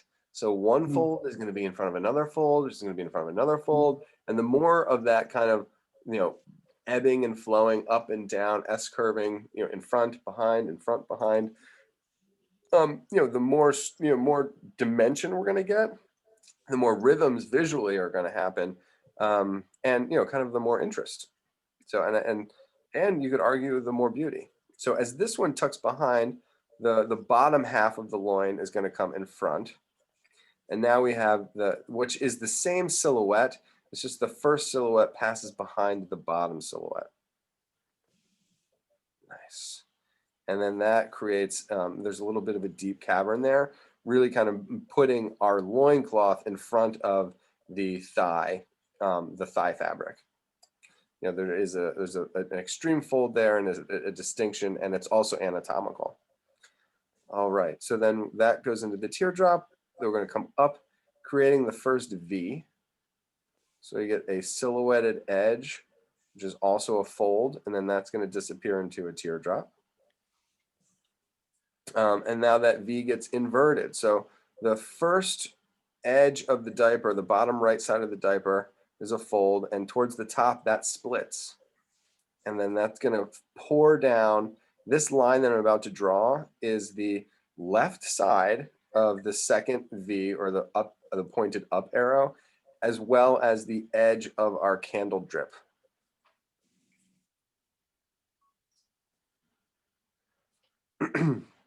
The candle drip is really kind of nice.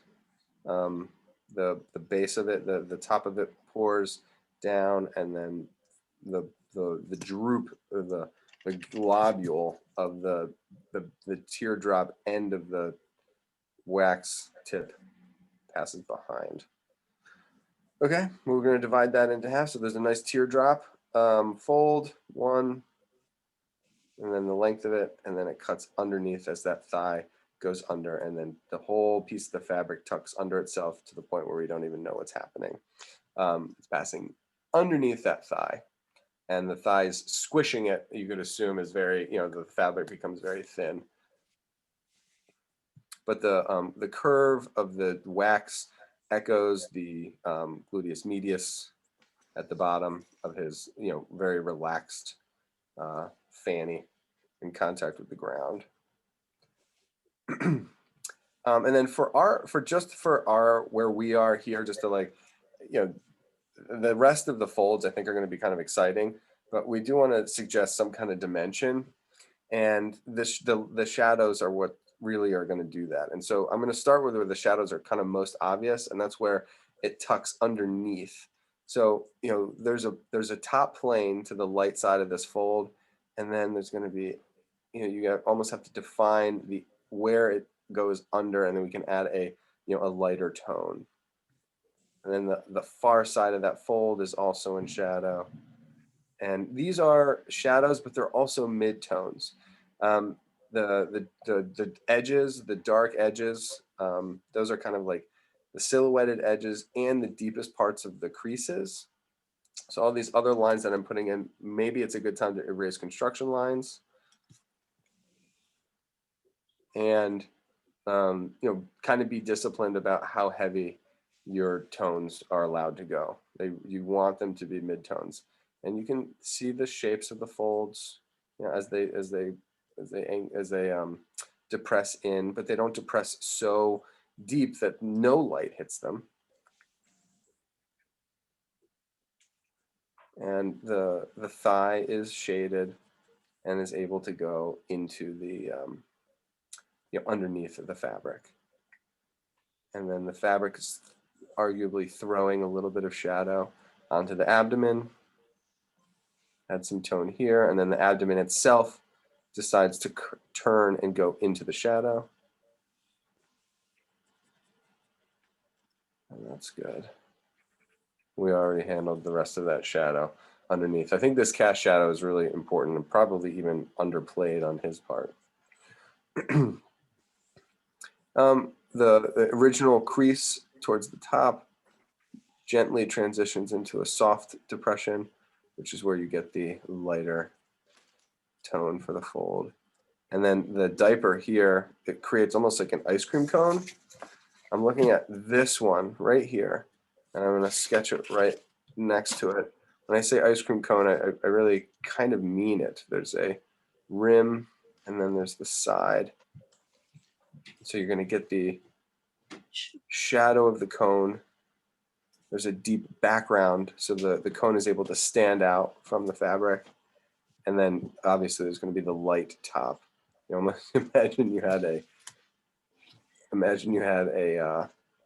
the ice cream and you lick it completely smooth across the top. So it's like vanilla ice cream at the top, but like directly across. Anyway, that was not the greatest metaphor. That was a long way of saying that I need to shade the side of this cone gently. And then I can put that up against a dark fold behind it and make it pop. Yeah.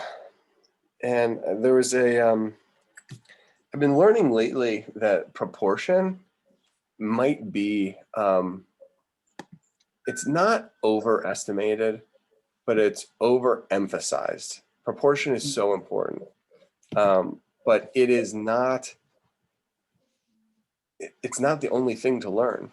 And my drawing is a little bit out of proportion, but because I understand the nature of the folds, and I understand the nature of the light upon the folds, it almost feels like it's a facsimile because so much of the content is true, even though the proportions are not exactly copied. And the proportion aspect matters greatly in portraiture. And you could argue that not even there, but with folds and organic things that have less to do with scale and less anchored in precision, there's a lot more flexibility, way more than I think most art teachers and art students might even think. Man, I didn't know how much I would enjoy drawing folds.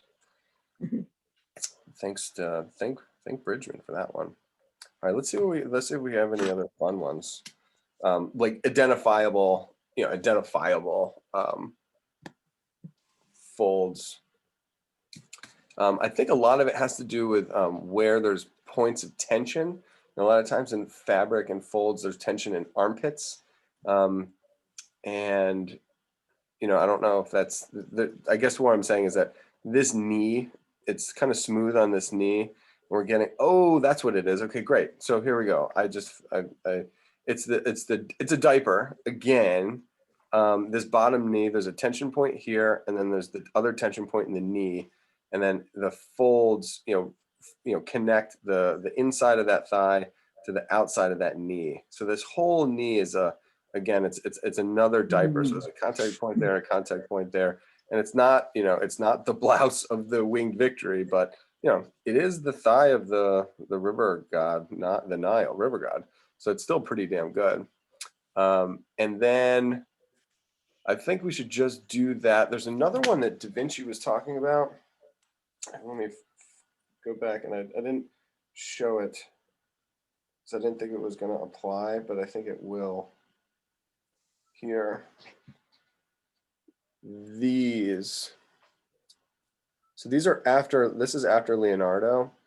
And these are essentially bracelet lines. They're essentially bracelet folds.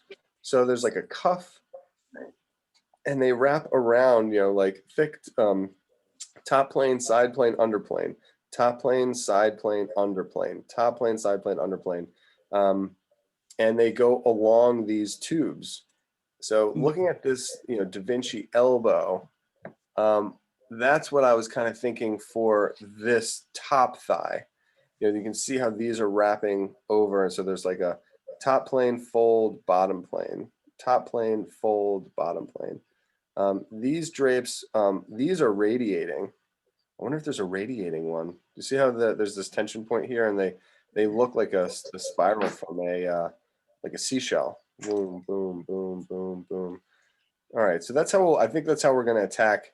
I guess how we're going to attack these. We're going to do another diaper from the knee to the thigh.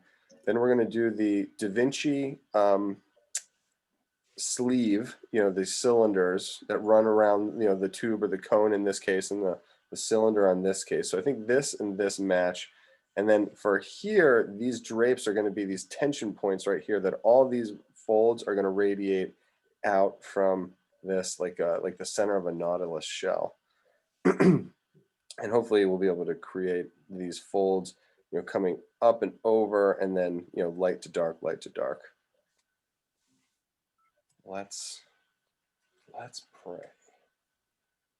Okay, and I should probably send these all to you. I'll email all these pages because they're HD, they're accessible. So much of these things, I don't know if Bridgeman is public domain, but it's got to be pretty close. It's got to be pretty close. That's why, you know, some of these lessons I've taught to the kids, whether like they're based on, you know, the highlights videos or highlights drawings, and I won't be able to show them, you know, publicly because I'd be using, you know, other people's content.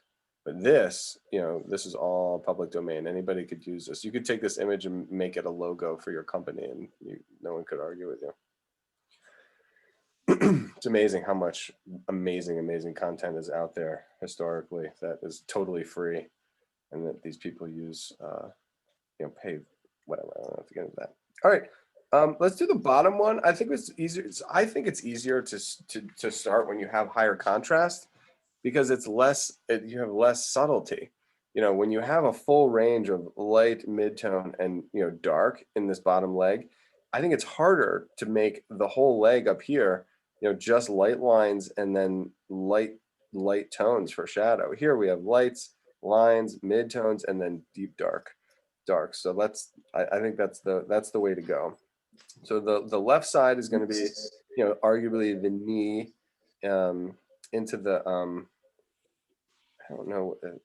It's not. It's what is the big muscle that's on the inside of your kneecap, where you grab the back of your leg and you stretch. It's not the hamstrings are in the front. What is the ones in the hamstrings are in the back? What's the ones in the front? Oh, it's the Quads. Your quads. Thank you. So the left side is the left side of this kneecap here is the kneecap. And then the quads are at the top. And the same thing's going to happen up here. You're going to have this kneecap up here, and then you have, you know, a little bump for the quads, and then you get into the meat of the thigh up there.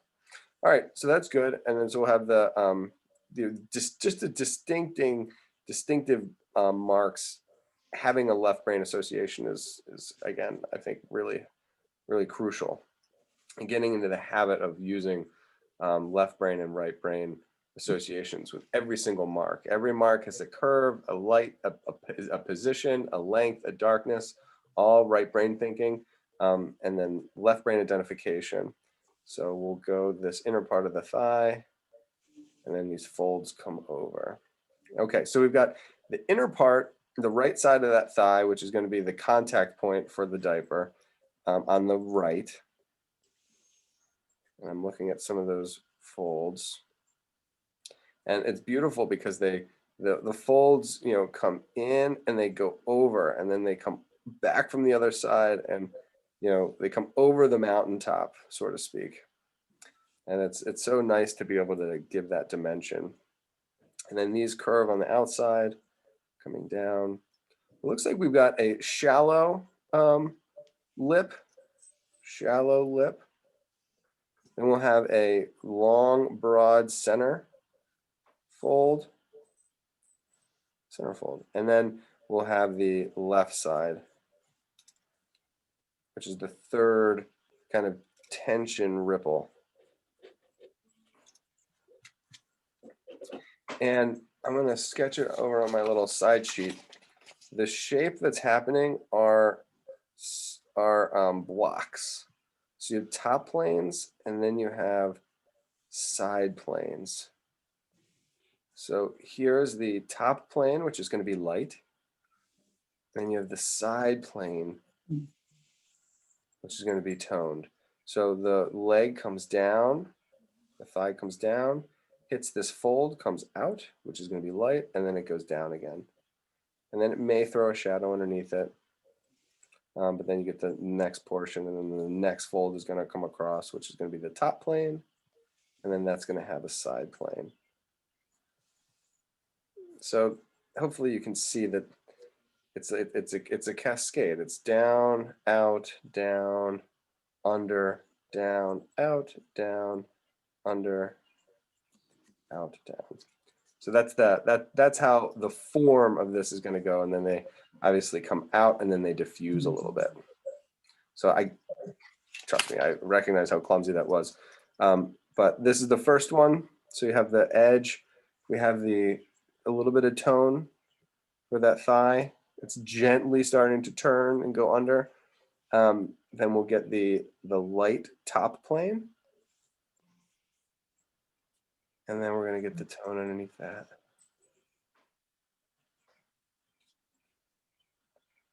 And that tone's going to lead all the way down to the next light plane. And this is where I'm going to pull the Van Gogh here. So I'm instead of drawing the line, defining the other end of the top plane, I'm just going to use my tone. And then that will come and fill in. So the fact that I'm not shading the top of the fold tells everyone that there's light there. So I can diffuse the top line of it into the shadow above. Then it'll be a light, and then it'll happen one last time. And I'll use my shading on the underside of the fold. And then it almost becomes, you know, it's just so pretty. It's just so beautiful. I don't know. That fold, you know, that's all the tension that comes from the knee, all of that striation that happens there. And then the fabric again gets affected as it tucks underneath. So there's going to be these almost inner folds that go really dark. And they give nice variation. And then the bottom of that is going to come back up into the, yeah. So those are the tension folds from the knee. The tension folds from the inner part of the thigh on the right, they also have a similar, you know, light to dark, and then it tucks under as well.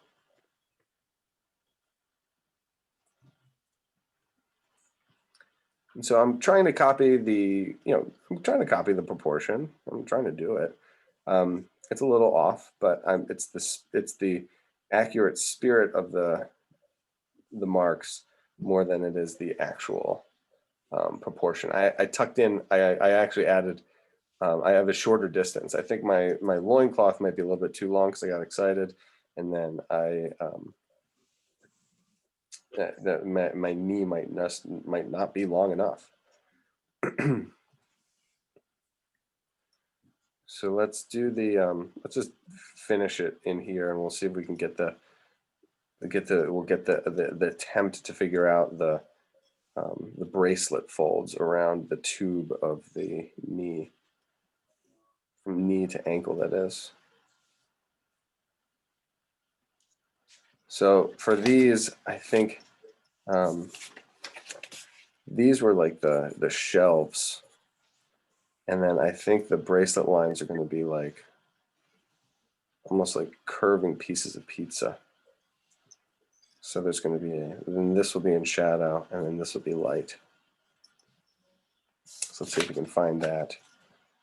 So here's the side of the piece of pizza. And then here's the top of the piece of pizza. Yep. And then those fold under themselves and tuck in.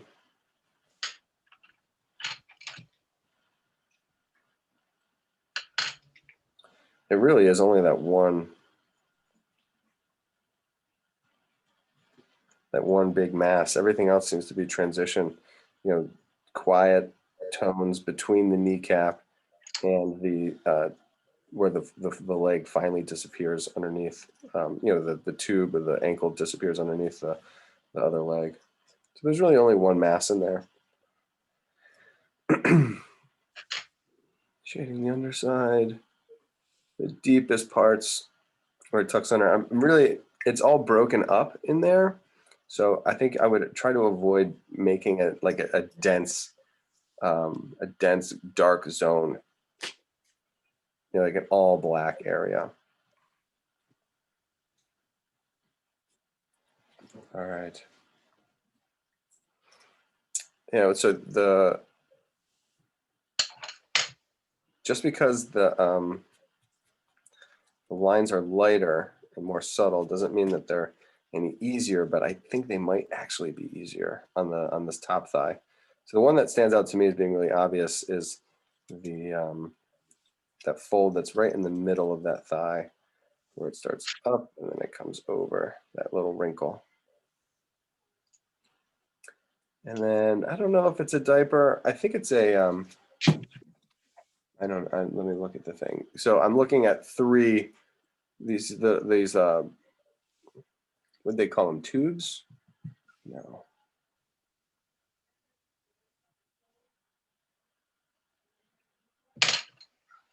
Not drops. Pipes, yes. So here are this is the pipe that I'm looking at here. So it's a tension point. It makes that that upside down V, or that arrow. And I'm seeing 3 pipes. So there's 1 pipe, 2 pipes, 3 pipes.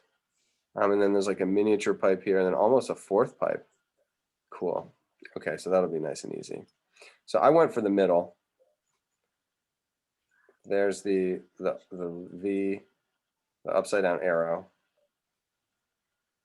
Then in this corner, we're going to get the arrow, teardrop fold, deep teardrop fold underneath the loincloth, an inverted V, no, an actual V. That's technically not zigzag, although this feels like a zigzag. These folding W's. Now we'll get this pipe fold, do the V, teardrop middle, and then the edge of that could be this long V. And then instead of having it a deep fold, it's going to be a soft fold.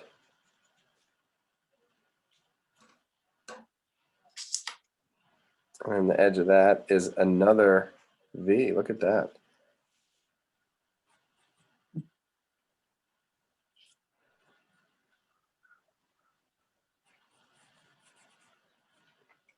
The silhouette really is the femur, knee, and then it dips in right below right at the base of the tibia, and then you get the front muscles of the shin.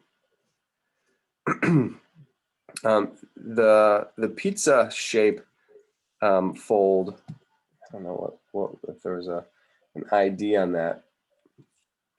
It could just be like, it could be a spiral. No, it's not a spiral. was gonna call it the pizza shape fold. You know, like if you were to take a piece of undercooked pizza and slap it on top of this ankle, there's the crust, and then flap it over. It just works. And then it'll be, you know, you get a light tone in the space between. A very thin slice. Someone's watching their weight. I guess you could kind of argue that they're all sort of pipe folds.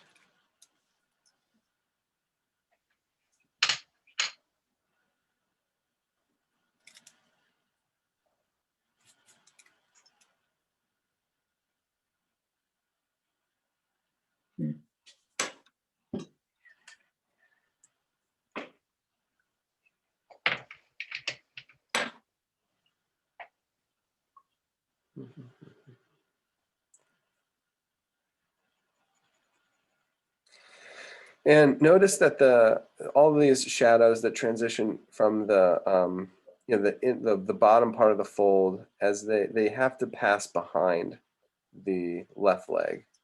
So all of this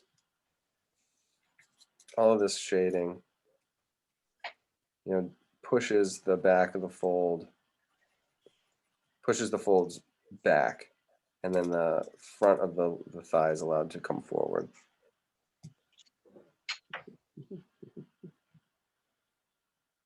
Oh my gosh, look what Mal just sent me. This will be a nice little intermediate. Oh, that's cute. I Isn't love it? that. So cute. It's unbearable.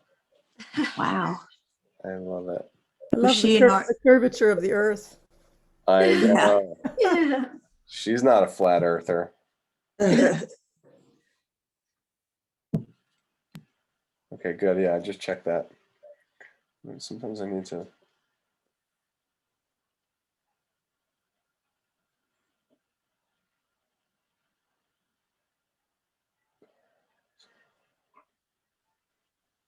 Whoa. I think I might get my stimmy check today. Ooh. Ooh.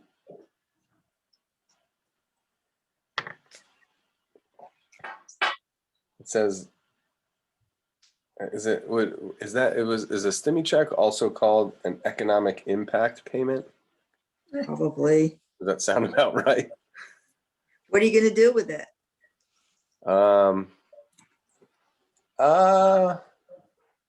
I'll probably pay off the Kristen's birthday present. Oh, wow. Yes.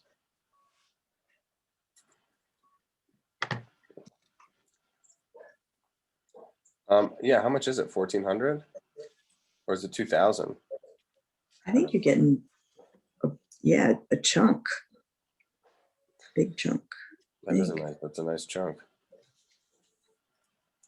I'll take it. Yeah.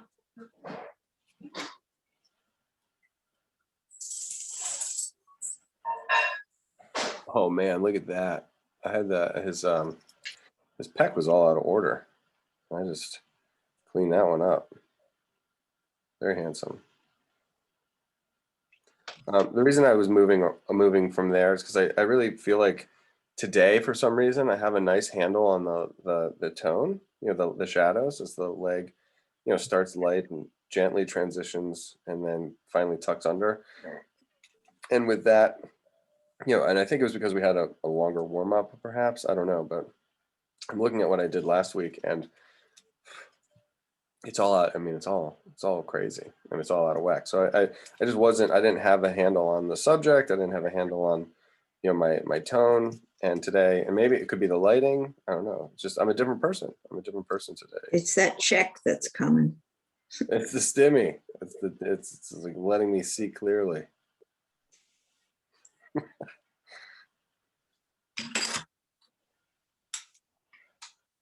thought it had to be coming. I saw somebody posted a picture of a guy at an ATM machine, and he's just like a regular dude, and then he started dancing a jig.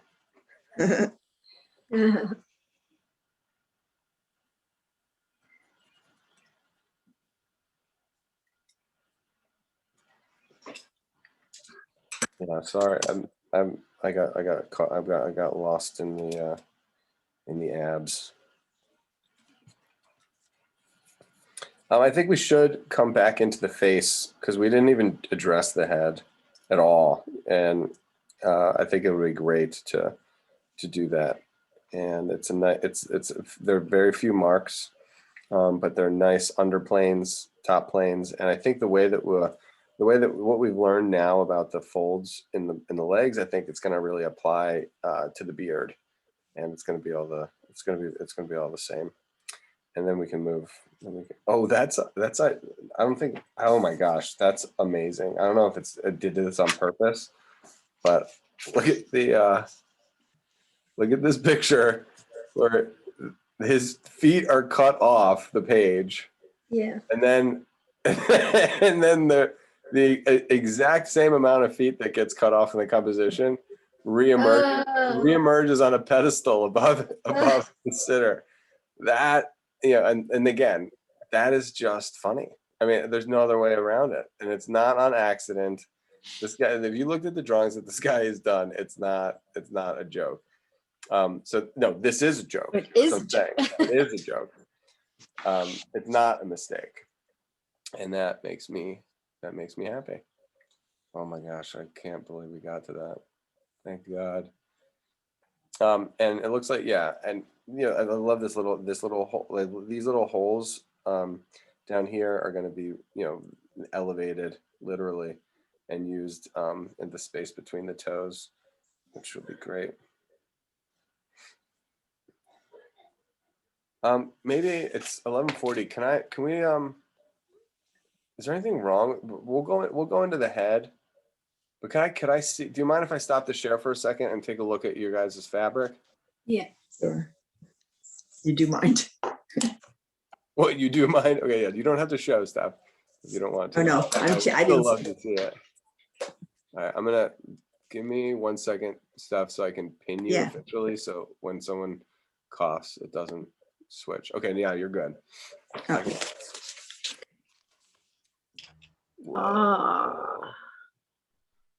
I cheated. I used some white ink too. Yeah, no, definitely not cheating. Definitely beautiful. Thank you. Yeah, really, there's a lot of movement there. Yeah. And it feels, because of the eraser usage, it almost feels like it could be a little sheer. Yeah. Yeah. Pulled out. That's great. Thank you. No, thank you. made Adele, up you're next on my pin. What were we gonna say, Steph? I think I made up some diapers and folds and pipes. That's just fine. great. It's just the funniest thing. The term. Adele, I got you pinned. Okay. Oh that- wow. that's- Stunning. I don't see it. Let's see. Stunning. Oh, I see. Oh, there we go. Oh, wow. Very amazing. nice. That's Yeah, really that leg full. really, That is astonishing. his lower leg really comes forward wonderfully, and the way that the fabric tucks under, I didn't even get that. The way it tucks under down Yeah. here is really nice and quiet. Everything's right where it should be. Yeah, and they feel like the connection between the legs on that figure, the torso connects to the legs really nicely. I think actually that's true for mine as well, which I'm happy about. Well, thank you for the blow by blow. It's really very enlightening. There's so many, it's so complex when you look at it and don't, it's almost like you have to just wait. You have to go, you can't do a cannonball. You have to go in the shallow end through the stairs. Mm-hmm. And when you do that, the water's not scary. Grace, can I see yours? Yeah. Yikes. Oh, Yeah. wow. I want posters of Beautiful. all of these, although it might look kind So of smooth. Love that. Could I get away with putting a huge poster of that in my room without looking like I was not into my fiance? I don't know. I would Not do it sure. though. I would do it. I mean, I can't tell that story. I won't tell that story now. It's so funny though. I'll do it when we're not recording. Mary, can I see yours? Okay. And then could you talk about how it Yeah. Okay. Nope. Yep. And then Yes. yes. Okay. Now it's just go real slow. Just hold it real still. Oh, Yeah. you've got a foot on top already. Nice. Yeah. The area around here is really, really nice. You know, the top silhouetted plane. I would try to bring the same range of line work. Your line work into your tones are really unique and work really well. I would just develop them into the bottom, you know, and then maybe you're not quite finished yet. But if you have all of from basically from the mid calves up, all of the line work, it looks really great. And then this just feels light to me. Maybe it's because it was getting too close to the edge of the paper or something. I think it just needs to be finished. But yeah, look at that, is amazing. And I think some of the when we go into the face, it'll improve the same way. I didn't get to see what it looked like before we started the lesson. Will you tell me how it changed? Oh, you're on mute. Sorry.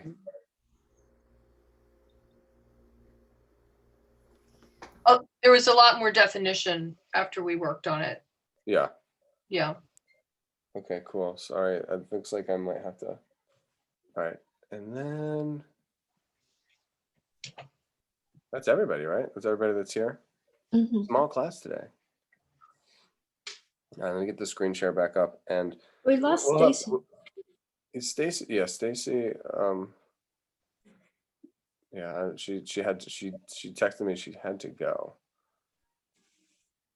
but she got to start at least.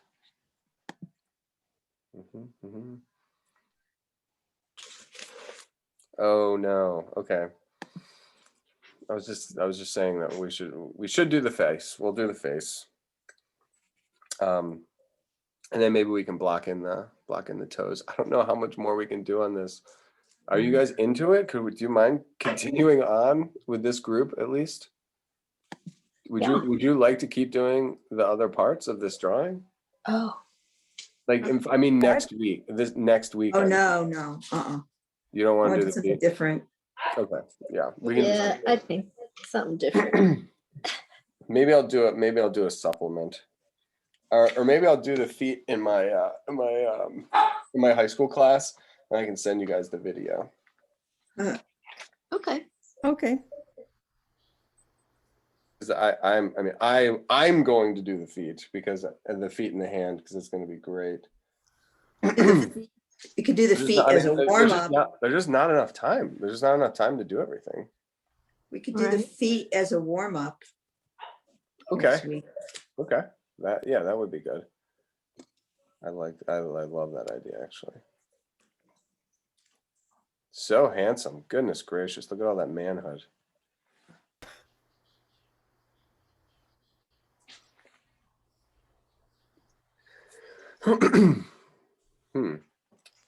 Is it not in focus, or is my drawing just really blurry? Okay, here it goes. It's in focus again. All right. So as far as this head goes, we're gonna have we gotta you got to break it down into its component parts. And we did that in the beginning. We had the center line, which is really nice. And now it's just a matter of detailing. And if you look at mine, you know, from the torso, see how it's almost like his neck is like scrunched down, like his shoulders are up too high.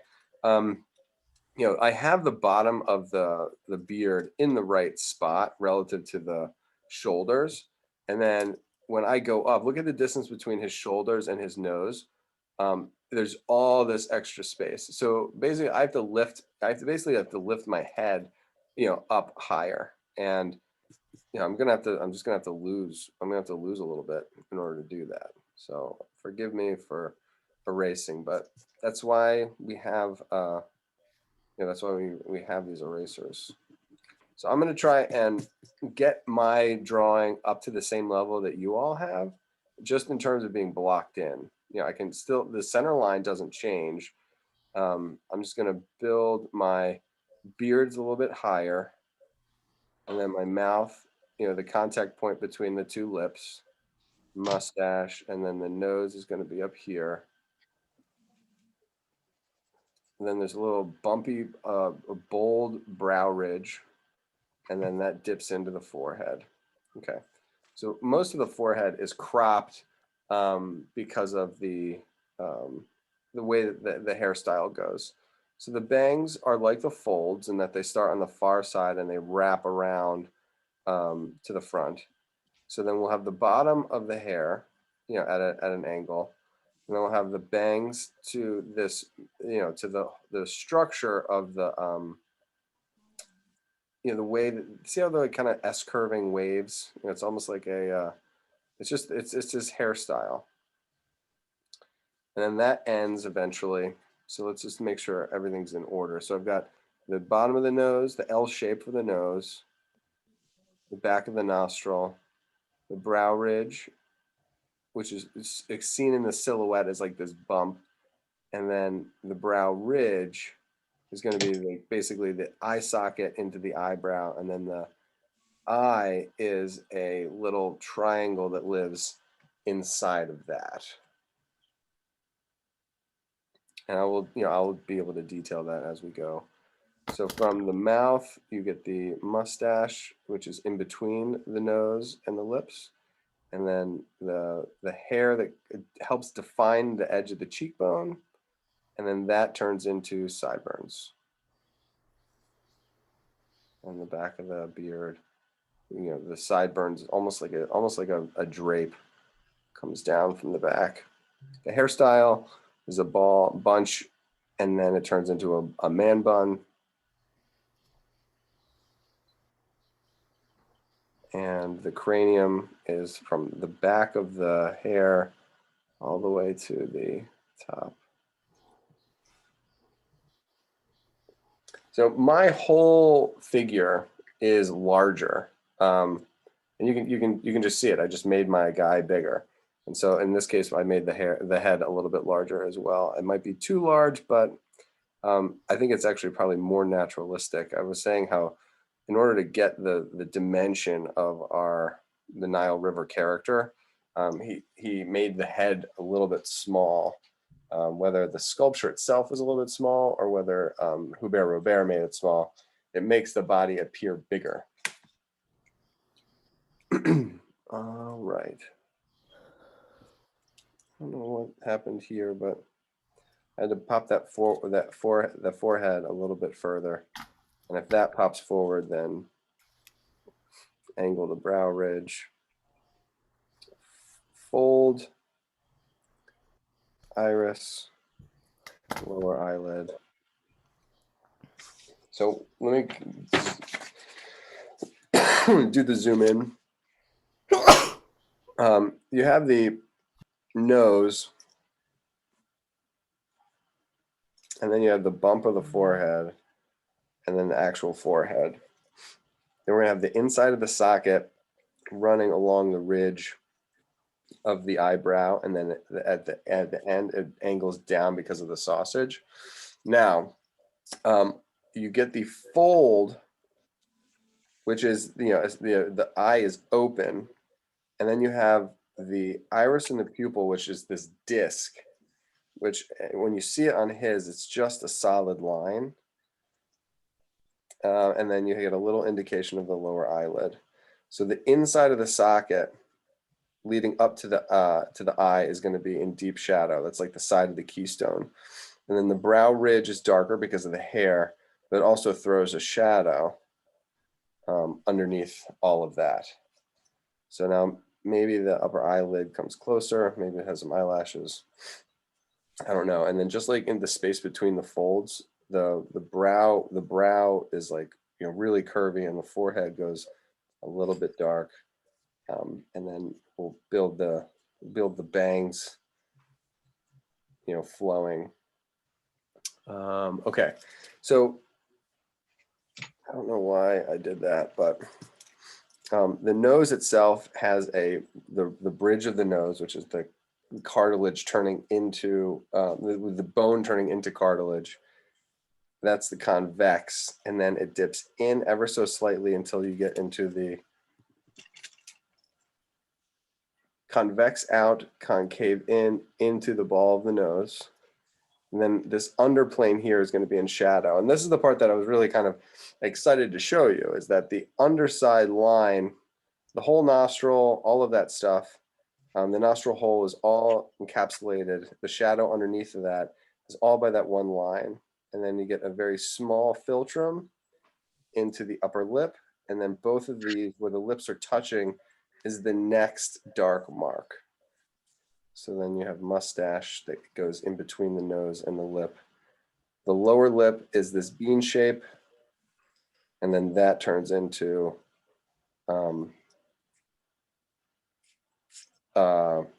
beard. Now you want to see the beard in columns like this. Block, block,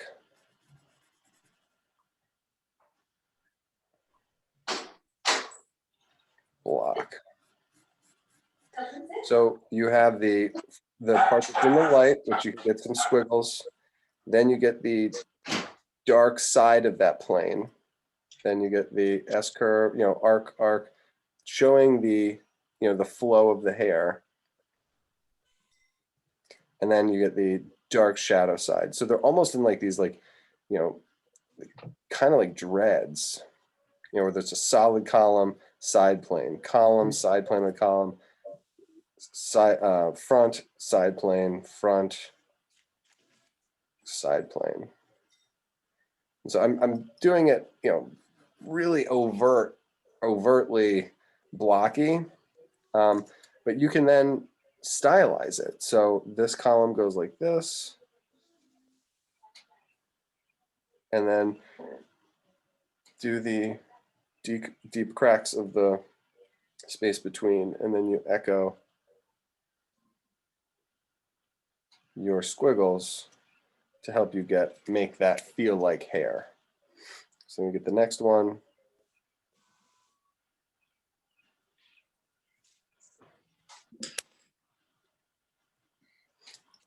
And this squiggle, this S curve, then breeds more echoes. And then it seems as though it's one solid mass.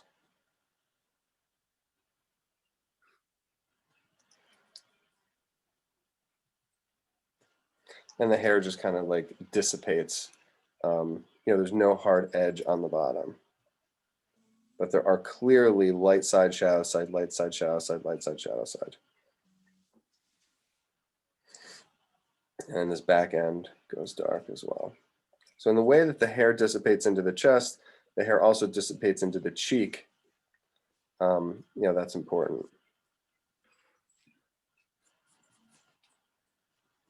I may have made this guy's, I may have added one extra. I think I added one extra column, or I made the column, or made them a little bit too thick. Watch happens when I soften the front of that column. It becomes very organic. And again, you can copy mark for mark as long as you have the right concept set in your brain. And the concept being, a column with a light side and a shadow side.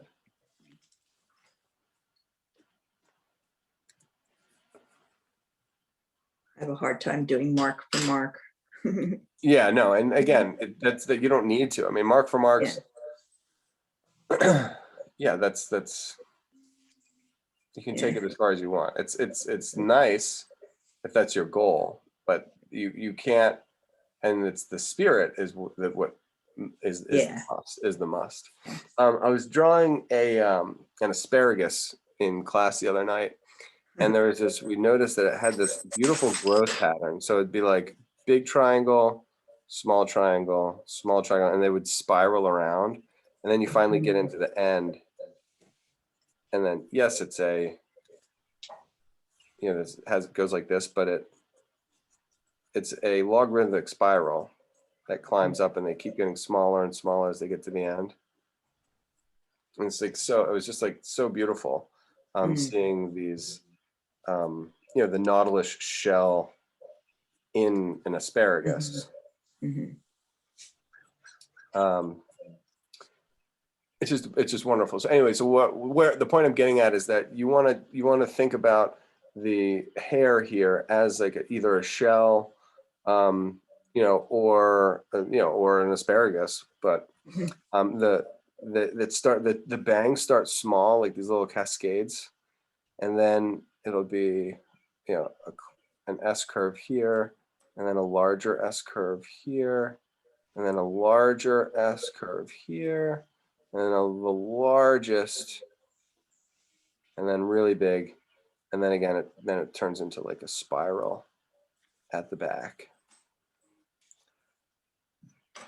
So it's got this little helmet head, and there's not much of an indication of what's happening on top of that head, but try to control the S curve is seen on the bottom, and then it's also formed at the top. So there's a little it's an S curve, but it's like a gap. So it's like bottom S, jump, top S, bottom S, jump, top S. And it starts small S's, almost in pairs, and then it gets to the big ones at the back on a level of growth or on a level of growth similar to like an organism.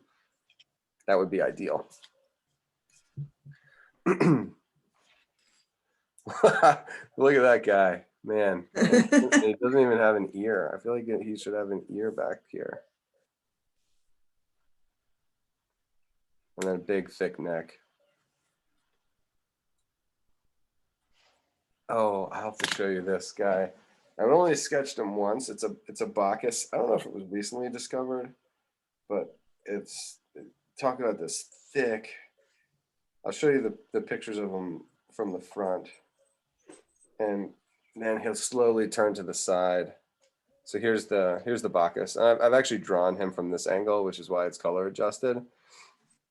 Really handsome, and you know, very similar to our river. To the hairstyle is almost the same, actually. It's a beard on a beard. Yeah. I'm in class. So I didn't adjust the colors on here to see what's going on. Look at the size of that neck. It's just it's so beefy.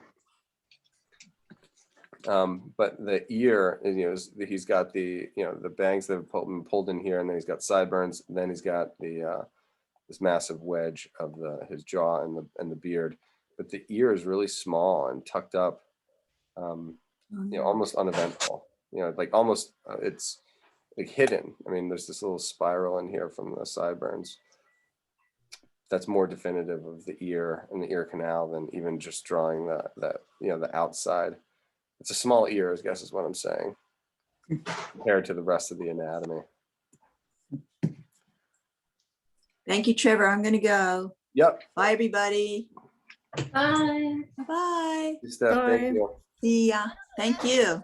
Mhm. Yeah, I'm stepping out too. Bye-bye. All right. See you, Big Adele. trouble. I'm gonna exit. Bye-bye. See you guys. I'm gonna Thank finish you. my head. Ciao.